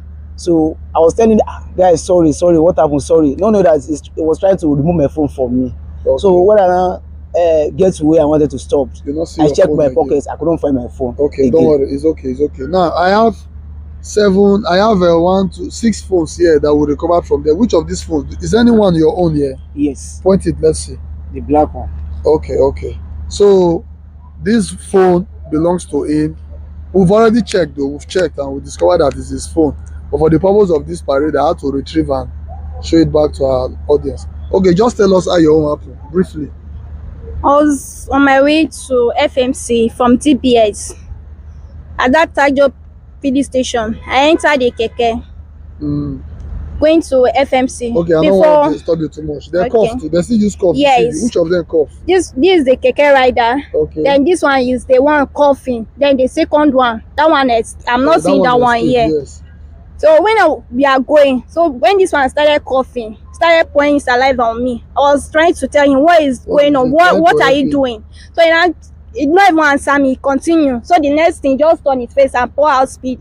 So the speed was touching me, the way the speed, everything was very irritating. When did you notice that your phone was missing? So when I noticed that my phone is not there, when they were coughing, that he put his mouth outside, that is when he picked my phone. So I told them to take me to DLA. Because they said they are going to DLA. No, since people are there, that is when I want to tell them. I'm managing time.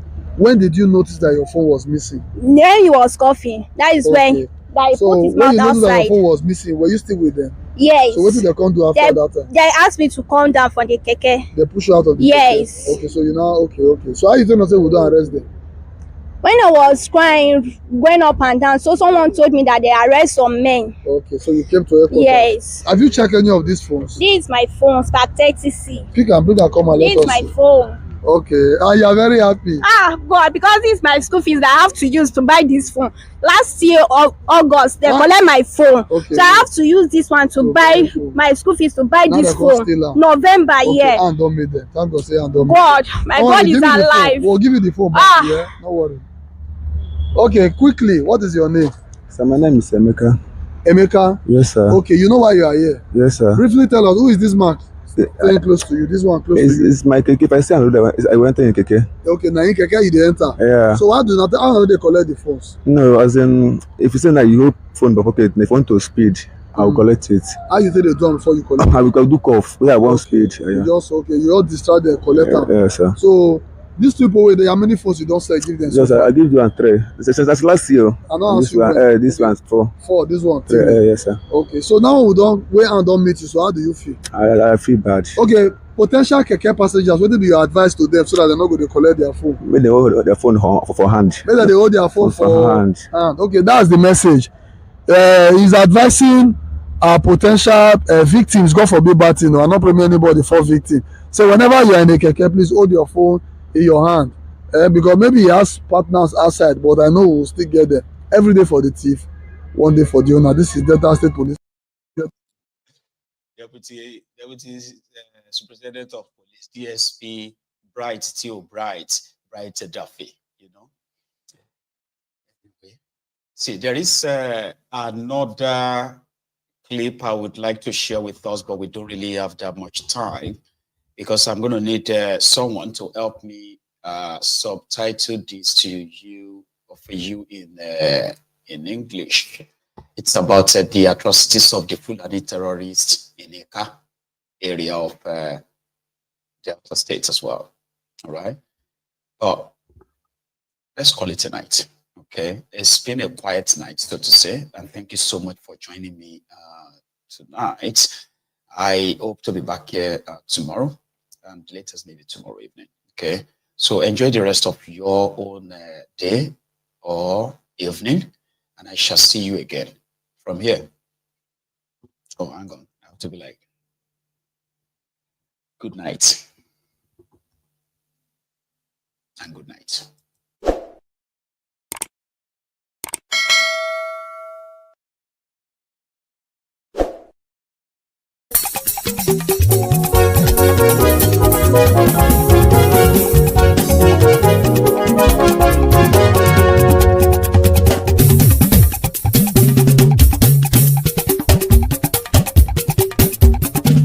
Mayegun làwa mọ̀ làmọ̀ tó dòdòdò. Mayegun Diary, Mayegun #1. Mayegun làwa mọ̀ làmọ̀ tó dòdòdò. Mayegun Diary, Mayegun #1. Mayegun ti dé o, ọ̀rẹ́ ará ìlú. Mayegun Diary, Mayegun #1. Lórí Facebook, lórí YouTube. Mayegun Diary, Mayegun #1. Gbogbo bó ṣe ń lọ ni Mayegun já wa sí. Mayegun Diary, Mayegun #1. Àṣírí ọ̀jẹ̀lú kì í bò níbẹ̀ o. Mayegun Diary, Mayegun #1. Bó bá ṣe eré, àní Mayegun máa wí. Mayegun Diary, Mayegun #1. Ó sì tún ṣe eré, wàá gbọ́ níbẹ̀ o. Mayegun Diary, Mayegun #1. Mayegun Diary, Diary Politico. Mayegun Diary, Mayegun #1. Godfatherism kò sí lọ́rọ̀ Mayegun. Mayegun Diary, Mayegun #1. Ẹ farabalẹ̀ sẹ́ o kẹgọ́rọ̀ lẹ́nu o.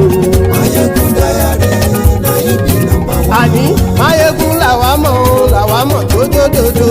Mayegun Diary, Mayegun #1.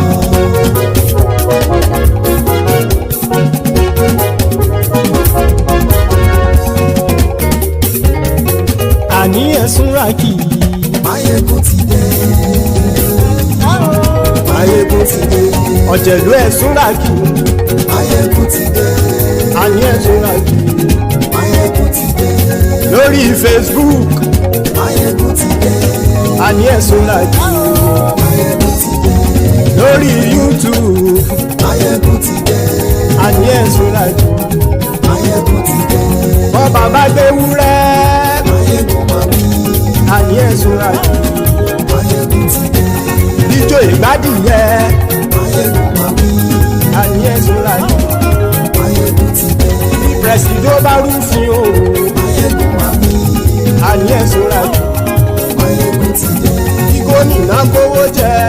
Mayegun máa wí. Àní ẹ̀sùn ràkì. Mayegun ti dé. Ọlọ́pàá ti ń darí bá. Mayegun máa wí. Àní ẹ̀sùn ràkì. Mayegun ti dé. Aṣòfin ti ń rúfin o. Mayegun máa wí. Àní ẹ̀sùn ràkì. Mayegun ti dé. Òpùrọ́ olóṣèlú. Mayegun máa wí. Àní ẹ̀sùn ràkì. Mayegun ti dé. Ọ̀jẹ̀lú ẹ̀sùn ràkì. Mayegun ti dé. Àní ẹ̀sùn ràkì. Mayegun ti dé.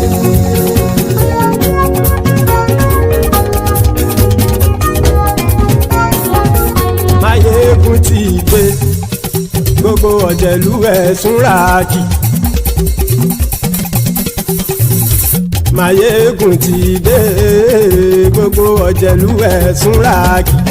Ṣùgbọ́n ní bá ti ṣe èyí tó yẹ kí wọ́n ṣe ọmọ bá dèrò ní fi wọ́n níran o.